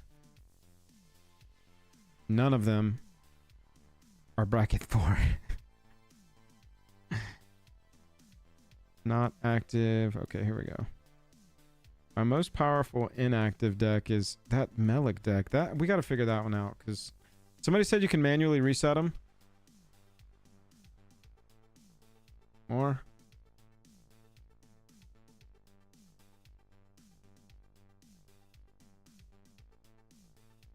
Oh. What? You can just manually go in here and set it if you want to. Oh. Weird. I don't think you should be allowed to do that. Jake, you could go and make all your decks bracket 1s. Make No. them align with your thoughts. I'm good on that. I'm good on that. I'm not trying to. I don't know. I wish I could articulate my thoughts well, but I can't. I just have to be okay with the fact that I will win 5% of my games, and that is just how it goes. So, Minsk and Boo. Here's a level 2 Minsk and Boo deck. I don't have any game changers, and the only tutor I have in this is Urza's Saga. Oh, Ozolith. I can go get Ozolith or the ring with, or my soul ring with it. In this build. Not bad.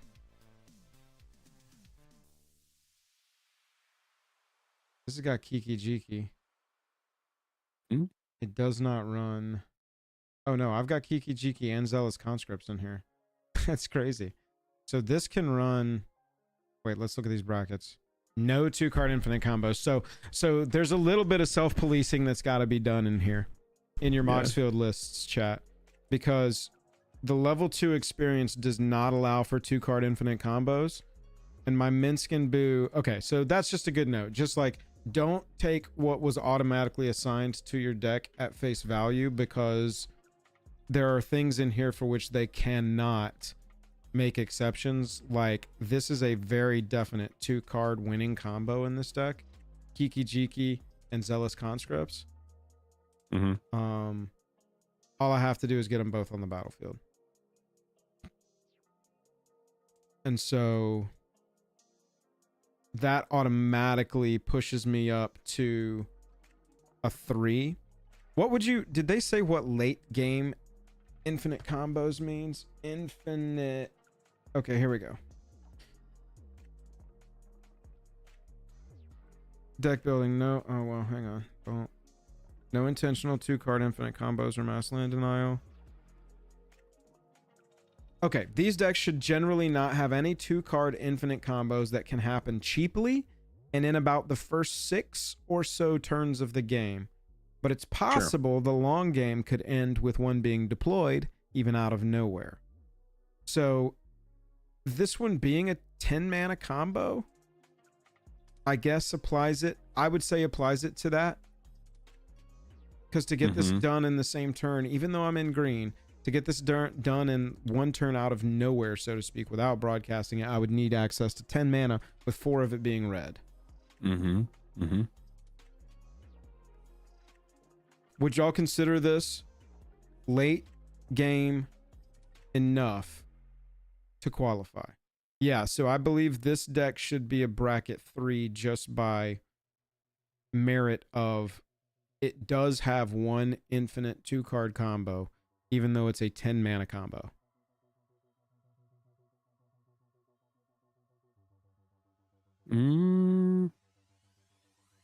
So that makes sense to me. Definitely shouldn't be a 2. Yeah. Luckily, you can still run Worldly Tutor, notable non-game changer card. Not a game changer, dude. It's a completely fair card. I could go and get my I'm not Geeky trying to Geeky hurt or my Green's Zealous. feelings. Yeah, I don't want to hurt Green's feelings. Like the Green, okay, and I'm not going to talk about it anymore. I was about to do it, and I'm not. Green has never been an issue. Green is just a very sweet, very fair color. You know, the green doesn't get, 5/4s that are lords for dinosaurs for 3. You know, like green doesn't get big stuff. So you know how I know we're never going to get invited to the commander panel? Because they love green. They love it, right? They don't accept yeah, dude, you nailed it. That is actually represented why exactly. Right. I just am happy that they didn't hurt it at all. That's good. Vorinclex, no. But all the other green, we don't need to hear the rank 4 player telling us how lowly rank 1 green cards should be played. See, Dom is just trolling me the entire stream. He's in a rare mood. He's in a mood right now, and he's like, I am gonna troll Jake, and that's okay. That's how you want to engage with this stream. It's kind of funny that you've chosen to make this about your hatred for the color green. Well, green didn't get any hate, and they got to keep Worldly Tutor. Every other color lost a tutor or multiple tutors. Nobody lost and green anything. Was like, nobody lost anything. Nothing is gone. I'm just, it has been, here's what's going to happen. You may say it didn't lose anything, but it has now been put on a list that people will reference whenever something doesn't go their way. They're going to be like, oh, well, you played that tutor and that's a bracket X card or whatever, and you shouldn't have been playing it. Yeah. And now the game went poorly. So that's where I'm coming from. Whereas like Worldly Tutor can go get exactly what you need and the game, and we all have to be like, oh, well, that's a fair card. That's chill. So Guy's Cradle got hit. Yeah, cool. A card that's priced out for 99% of players that they're never even going to own it. That's fine. It's a CEDH card. I don't even run Cradle. I wanted to run through this little bit again because it popped back into my head. Why did we settle on 3 cards? Talked about it a lot, about the decks we had, what we expected, what felt right. Talked about 3, 4, and 5, and while 5 doesn't sound like a lot when the list is only around 40 cards, that's a lot. Ultimately, we wanted to start lower, see how that feels, but we're very much open to your feedback on this. So if someone says, hey, I have N Gamechangers in my deck, is that okay? You can decide if that's something you're happy with. So they're even saying, look, 3 might not be the right number. Yeah. Yeah. But Jake, you cannot run Demonic Tutor. They wrote it right there. And Imskir is on the multicolor ban. Are we gonna ban? Man, if they banned Imskir at the, the next announcement, Jake's Literally gonna delete not the even channel. a good commander. The thing about it is, sure, it has affinity for artifacts, but it literally burns me down. That's what happens with black. Is black, you're paying all of your life to get burned down, and that's the cost of ambition. That's what's on Dark Confidant, greatness at any cost, right? So you're paying all of your life in order to do things. Well, what if the cost is people think you're more powerful than you actually are? That would qualify the any cost clause, and you would be having to accept it to pursue greatness. Think about it. Just think about that. I'll try my best. Have you ever thought about that? We all know that I don't like thinking. Thinking, learning. Yeah, this one is kind of crazy, and this one falls into the like ramp category for me. I mean, look at that. Seven ramp pieces in an Esper deck. Lots of low mana artifacts. What's the power level on that thing? This is a level 3 because it's got Urza and Trinket Mage. I've got one Game Changer in there. Wait, Urza's on the Game Changers list? Yeah, Urza Lord High Artificer is a blue Game Changer. Oh, I didn't realize they put it there and not in multicolor. Is it not a multicolor card? Is it not Esper? Chat, Would you go back to it? Chat, you got to forgive him sometimes. Urza Lord High Artificer? You're being serious. This one. Oh, I thought you just were mousing over Chief Artificer. No, I see what you're saying now. No, Lord High Artificer is a Game Changer. Got it. Noted. Yes. Correct. Not it. They did not put Chief Artificer on the Game Changer list. You had moused over it and said Urza is in here. I see. That's a Game Changer. And I was like, what? Why would they put it in blue? Right here. Yeah. No, I'm not a fucking idiot. Urza Lord High Artificer is on my little Game Changer list. And Unlimited Tutors. I'm falling under the 3 tutor range here with my where is it? Oh, my Trinket Mage. Because I like Soul Rings. And that card has been kissed by the gods. They've made it very clear. I don't think they could be any more clear in writing an article saying Soul Ring is never being banned, ever. Remember to hold on to your Soul Rings because they will be the future of understanding, things about the earth. Playing out of your graveyard is rank 5, and you know what? I just plain don't like Thran Dynamo. Rank 5 that shit. Is somebody trolling? Yeah, I got it. Dom is still trolling. Yes. I get you. I see now. Yeah. I understand now. I want to pull up something. We've got some other stuff that got spoiled up, Jake. Yeah. Talk about reactions. The RCQ promos got announced, and they are pretty swag looking.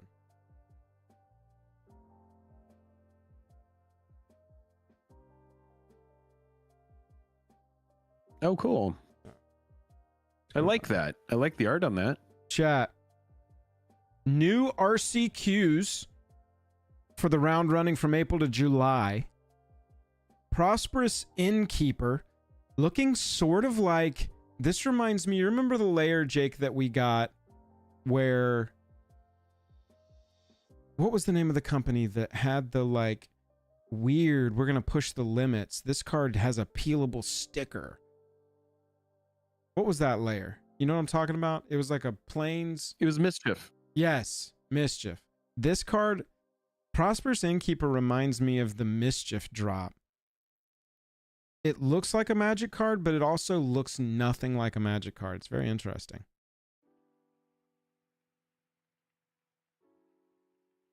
Also, like Fauna Shaman. Fauna Shaman is a good... Fauna Shaman is good. This looks very cool. Looks like it was actually sewn. Fauna Shaman by Nature Nurture.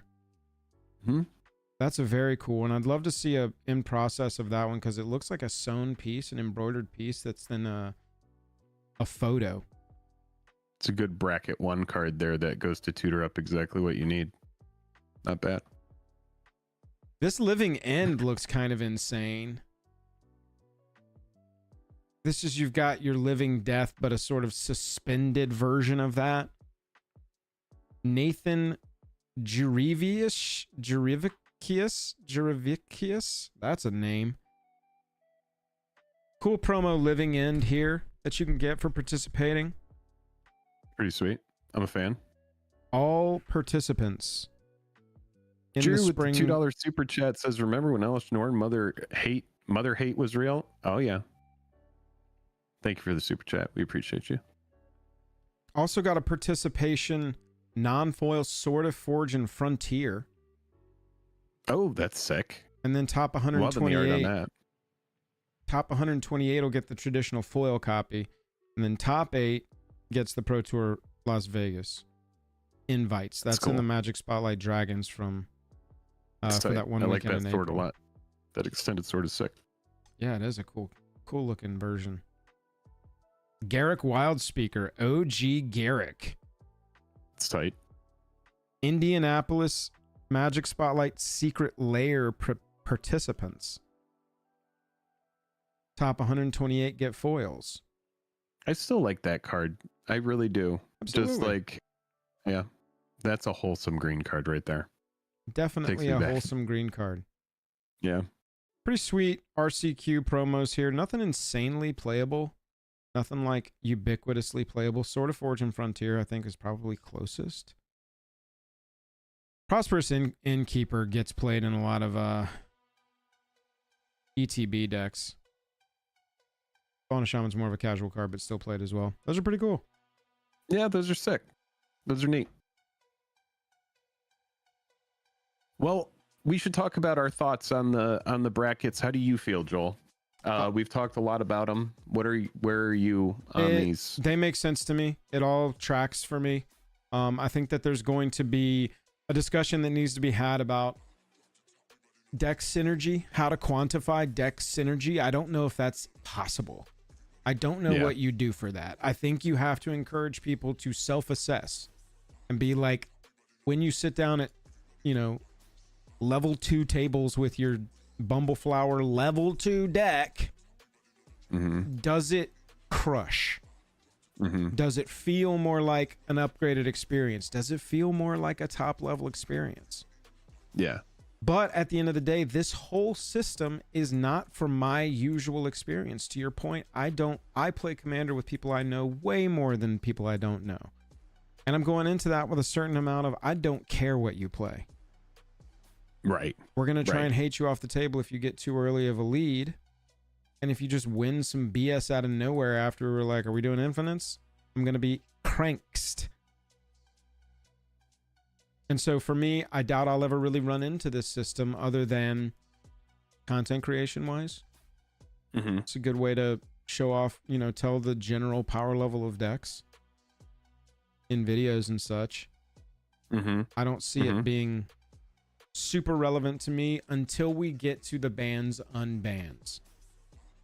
That was sort of the other piece that was mentioned here in the article, was bans. So they said with the Gamechangers list that any future bans are likely to come from this list, and then unbans obviously would come from the ban list. On the upcoming roadmap, they talked about the goal here, provided the system works, will be to come back with one big article in late April that both rolls out the full system and any unbans all together. And as they said in October, with that April date that they are looking at, no bans will be happening. So any of the cards on the Game Changer list currently are not getting banned in April. However, they do say, as we said in October, no bans will be happening at that time, just potentially unbans. So if you're eager to hear about unbans, late April is the date to circle on your calendar. When you hear that, Jake, do you hear unbans are likely? Or do you hear that probably not going to see any unbans? You know, for people that are in like the CEDH space, you know, I think that, you know, you could unban for them, and I think that that could be a fine move. I'm not saying go front load a bunch of Docksides and go grab a bunch of JLos and Mana Crypts and that kind of thing. Yeah. I think that that would be a poor choice, and that's kind of high risk. I don't think like Cube and Commander Cube are enough to drive the price of those cards. And, you know, if they ever did unban, then sure, you know, hindsight's 2020. You know, shout out to Splinter Twin guy that had every Splinter Twin under the sun waiting for Splinter Twin to get unbanned. And I hope they unloaded, and I hope they bought themselves, you know, a nice little house somewhere. But that's all very high risk. I don't think there would be any unbans, especially since it was such a freaking catastrophe from so many angles. Yeah. Kind of rewards the vitriol, right? I don't know how they're correct, but they also might not care. They and also might just be like, look, we're just going to fix this and move on. Yeah, and all of the hate that those folks endured that had to make that choice. Yeah, it's a very muddy kind of thing. They'll just have to run it through the system. I don't think there should be any bans or unbans right now. I don't think there should be any. But, of the big three, Crypt, Dockside, JLo. Yeah. I could see Crypt and Dockside remaining banned. I could see Crypt, I could slightly like low chance see them unbanning that just because they want to print it and use it to sell sets. Dockside, I'm assuming, stays banned. I don't see any world where Dockside gets unbanned. JLo, I actually think will get unbanned. I think that is a commander only staple meant to be a format definer. And Gavin was the designer of that card, I'm pretty sure. So it's really going to be up to him to self-judge and say, is this card too much? Is this card not too much? Grizzlebrand unban market. Jesus, I don't know. But see, the thing is like, yeah, I'm seeing some cards called as Game Changers in chat, and that's exactly right. That's what will happen, is they'll be put on the Game Changers list because now we have this in between. And so I think, Jake, I'm getting around to a longer answer of, do you like this system? My short answer is it's not really going to apply to me, but I think I do like it. Because having sort of an in-between, I was a fan of let's do like a Canlander type of approach, and all cards get points, and your deck should have a certain amount of points. I like that. And it's not bad. That can be, that's how you do it. And you make that simpler by having most cards be zeros, and then you have, you know, like your Game Changers would be twos, and then there'd be a list of ones as well. I think it's just a more obtuse way of doing what they've done here, which is have a one in between section. These are the Game Changers. There's not 2 and 3 point cards, 1 point cards, 0 point cards. There's only Game Changers. There is banned. There is might get banned, and we are controlling the number of these that can be in your deck. And that's kind of how they're achieving an in-between without having to print a booklet that's like, here's all the cards in Magic the Gathering that are on the 1 point list. Here's the twos. Here's the threes. And you and I, we kind of have to forget years and years of MTG knowledge and realize that most of the people that are new to this game, or even if they've only been here a couple years, you know, they don't know the full scope of cards. You and I don't know the full scope of cards. So, you know, years and years of new cards, understanding the game, hunting new hot EDH staples, thinking about, you know, what cards are the best cards in the format, what cards are pesky. It takes years to kind of develop a range of knowledge for all that stuff. And so a lot of this is for people that might be like sitting down trying to understand their deck. I remember like just sitting on the floor when I first started playing, just like brewing decks on like the carpeting in like your house or like my place, and just like building stupid shit like Baloth Woodcrasher, and just I remember like putting these decks together that were so bad.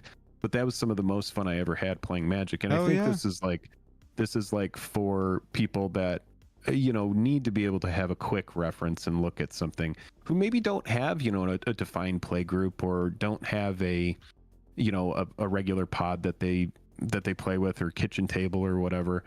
And they just want to be able to go to the LGS because that's where they know Magic the Gathering players are. They're like, that's where I can go to play Magic. I just built a commander deck. Maybe I live in the middle of nowhere and I just want to be able to drive to my LGS and like play pickup games. So I'm going to build a bracket too.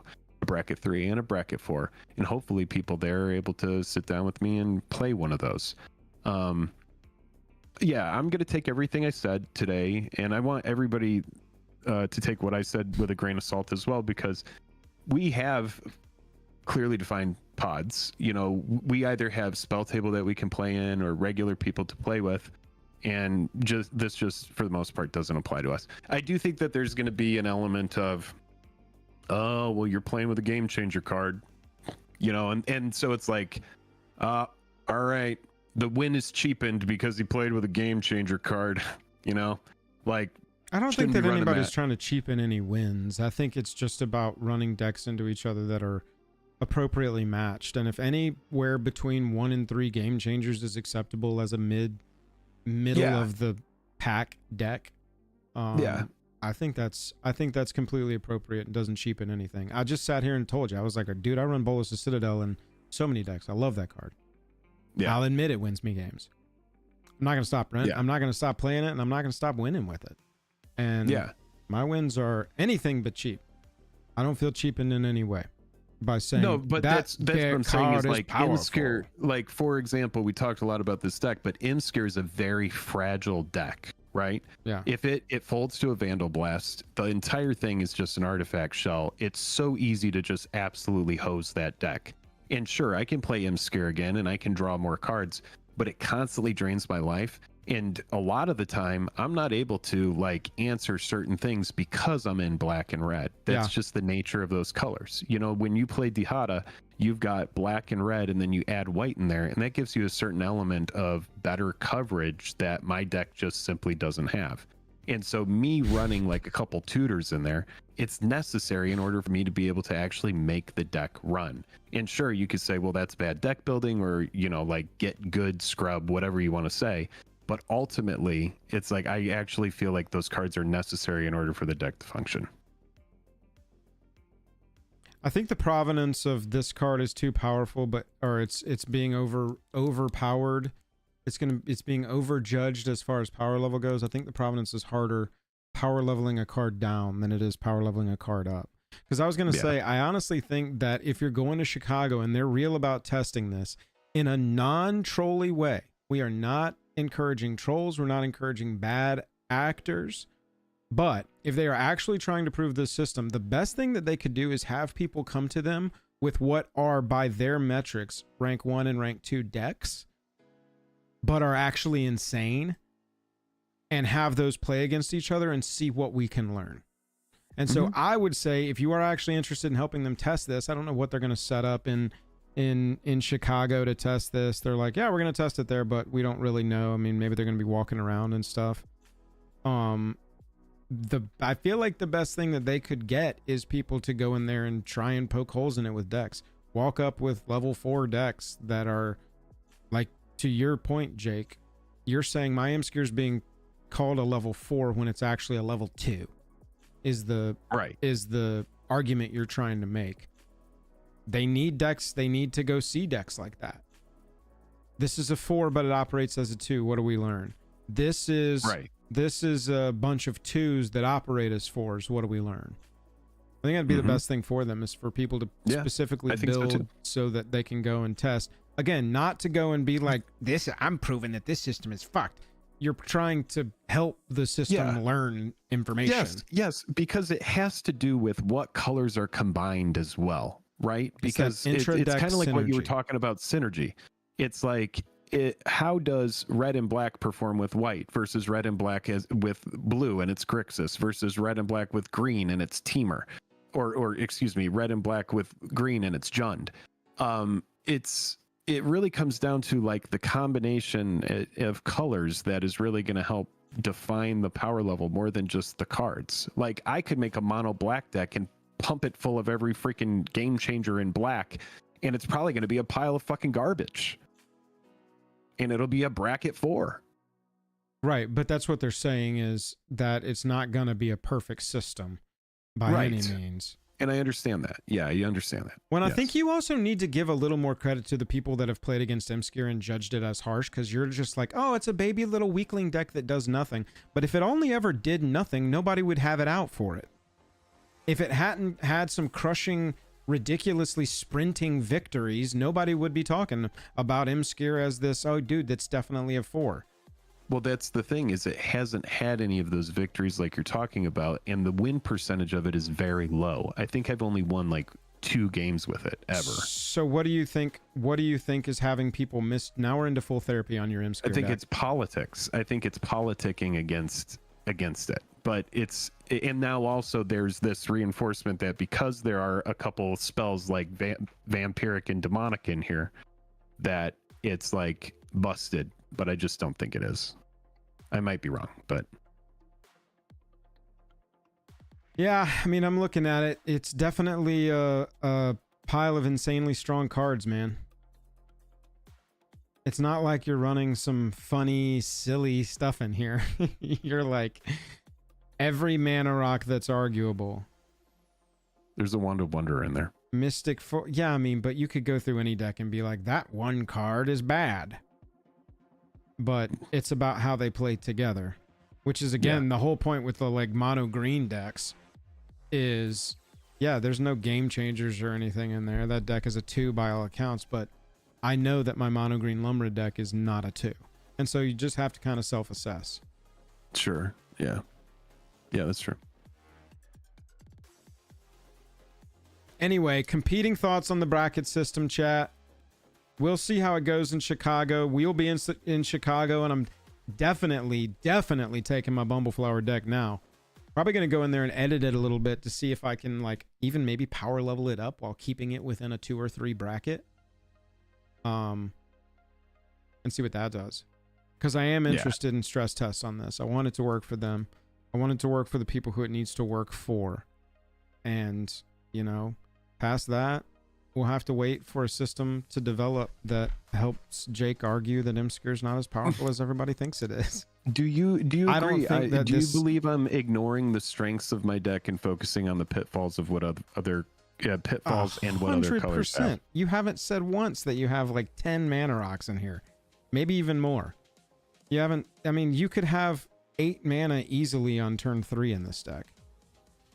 You're absolutely looking at. You also have card draw on a 2 mana spell out of the command zone. The ramp there. I do think you're not looking at the strengths of the deck as it is by any means. Because, yeah, I mean, I have a lot of artifact decks too, and yes, they fold to Brotherhood's End. They fold to Vandal Blast. But I'll tell you, I've only been Brotherhood's Ended once. I've only been Vandal Blasted like twice, where it like caught lands, caught all my artifact rocks, you know, a couple of my artifact lands, where it just shut the game for me. And that's going to be a danger of running a deck like this. Yeah. Glass cannons are glass cannons for a reason. They can still blow up the game and win. Yeah. So what if it happens to be because that's basically your argument, right? Well, it's a glass cannon. It's like, yeah, but I mean, look at a mage in WoW. Frost Mage, early years of WoW PvP. I'm taking this way back. Enjoy. I mean, I played mage in WoW. Glass. Yeah. Oh, I know. That's the example would work for you. I'm talking to chat. I'm taking it way back here for the example here. You wouldn't argue, oh, Frost Mage is bad because it's got lower health than warriors. Yeah. That's just the pitfall of the power level of the thing. Maybe I am being, I don't know. Yeah, maybe I am wrong. I don't know. Chat, what I like about the bracket system is it's gotten us introspective today. Now we are self-analyzing ourselves and our deck building. Yeah. Sometimes you just need to ask the deep questions based on a power level bracketing system put forward by Gavin Very. I think that is a completely legitimate life example and where we are at today. That's like saying Ginny Face sucks because Rakdos Charm exists or other cards that wipe all tokens. It doesn't mean I don't. Yeah. I mean, yeah, I see what you're saying. Yeah, that's true. That's true. That's like saying, I mean, flip it. Heroic Intervention is too powerful. How am I ever going to destroy your stuff? Yeah. The whole game is checks and balances. The whole game is there's weaknesses to strategies. It's all got to be there. I mean, ask Yeah, me about, true. I was sitting there talking about that jump scare deck, how busted that jump scare deck pre-con was. One creature, Aerial Extortionist, picks that entire strategy to pieces because it exiles the creature and forces you to recast them for their own mana cost. And that's the whole game in that deck, is trying to cheat around the mana costs. You know what I'm saying? So it's like any ridiculously, and dude, when I was playing that deck and that got done to me, that was basically a game. I really had a hard time trying to figure out anything I could do, because every one of my tricks was get a creature face down and flip it up for free, and I cheated the mana cost. And that creature was just constantly exiling and forcing me to pay their mana costs to get them back out on the field. Aerial Extortionist is a bullshit card. Can't believe it's not a game changer. There's our new phrase. Oh, this is definitely going on the game changer list. we got to think of the content creation ripples of this, Jake. It does make me want to just be a scumbag and just build a bracket one with a bunch of fucking. Do it. You should do shit. that for Chicago. I'm not trolling. That should be a thing that everybody does for Chicago, for real. Not to be a dick, but to be like, hey, where's the testing for this going? I brought a thing that I think could contribute to the conversation. Yeah. Which is, this Bumbleflower deck says it's a 2. Let me show you. And then we figure it out. Or we get to have a conversation about how they know that intra-synergy, power level is going to be a thing that they can't quantify and police. It's hard to litigate. These 4 cards work well together. What do we do? It's like, yeah, True. I mean, that's the game. True. That's Magic the Gathering. Yes, it might make your deck more powerful, but we can't police it all. We can't police it all. Sales for JLo and Crypt are popping off on TCG Player right now. Not surprising. That does not shock me. Mana Crypt is that? Would you like? Do you need to go? Okay. Sounds good. Chat, we appreciate everybody hanging out today. This is there's so much more to dig into this. It's kind of crazy. There is. I mean, we could honestly go for like another hour on this. I think we should let it settle. I think we should analyze our own decks, see where you're at, go to your Mox fields, retreat to your Mox fields, study your lists, see what questions arise, send them our way. Take one ring out of all of your decks. Just do it. Yeah. No one will miss it. It's an easily cuttable game changer, unless you're just like, dude, this whole thing is Lord of the Rings themed. I'll be like, fine. Well, speculating and buying out stuff like Crypt is so. I mean, it's a $50 card now. I mean, I don't know. There's going to be a lot of speculation off of this. That's bound to happen. That's going to be most of like our video coverage of this probably going forward, is like, what's this doing to the secondary market? Because it's going to be popping today. Yeah. Because of speculation. I'm just saying, and I think it's a bad idea to go make moves on anything that's an unknown, period. That's kind of our passive stance on things like that. But if you are like, I want to go take some flyers out, because we know that exists too. We do it. Lots of community members do it.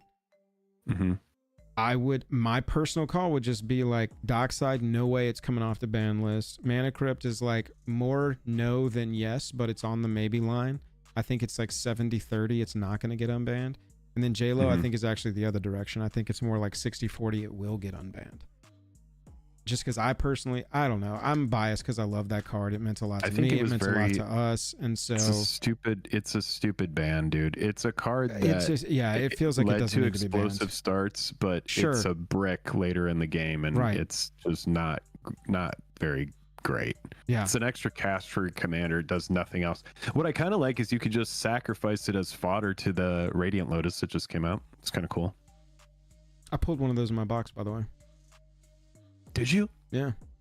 High five. Did you put it in the deck you built? I did. I was like, guys, it's the Lotus from the set. We're building it in. Yeah, you're building it in. I can't wait to see what you came up with. Did you? What commander did you end up building? It was This is going to be a spoiler for a video that's not out yet, but See, I can still be friends. Is it the shark? yeah, Captain Howler Sea Scourge. Let's go, dude. The shark is dope, man. Cycling vehicles, draw a card out of the command zone. That sounds fun. This was my, here was my, have you seen these things? You've gotten one in hand, haven't you? No, I don't. Is that a first place foil? Did you get a Gear Hulk? No, I got Spectacular Pileup, the 5-mana board wipe that removes indestructible from everything and then destroys all creatures and vehicles. That's funny. I bought one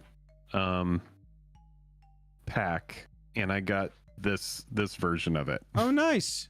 Japanese alternate or Japanese showcase. I think it's only like a $5 card, but it still looks cool. Yeah, for sure. Well, and it's a fun playable card for sure. I mean, there's so much indestructible. I run into so much indestructible nowadays. It feels like when you board wipe, you're like, all right, which 4 creatures survived that every single time nowadays?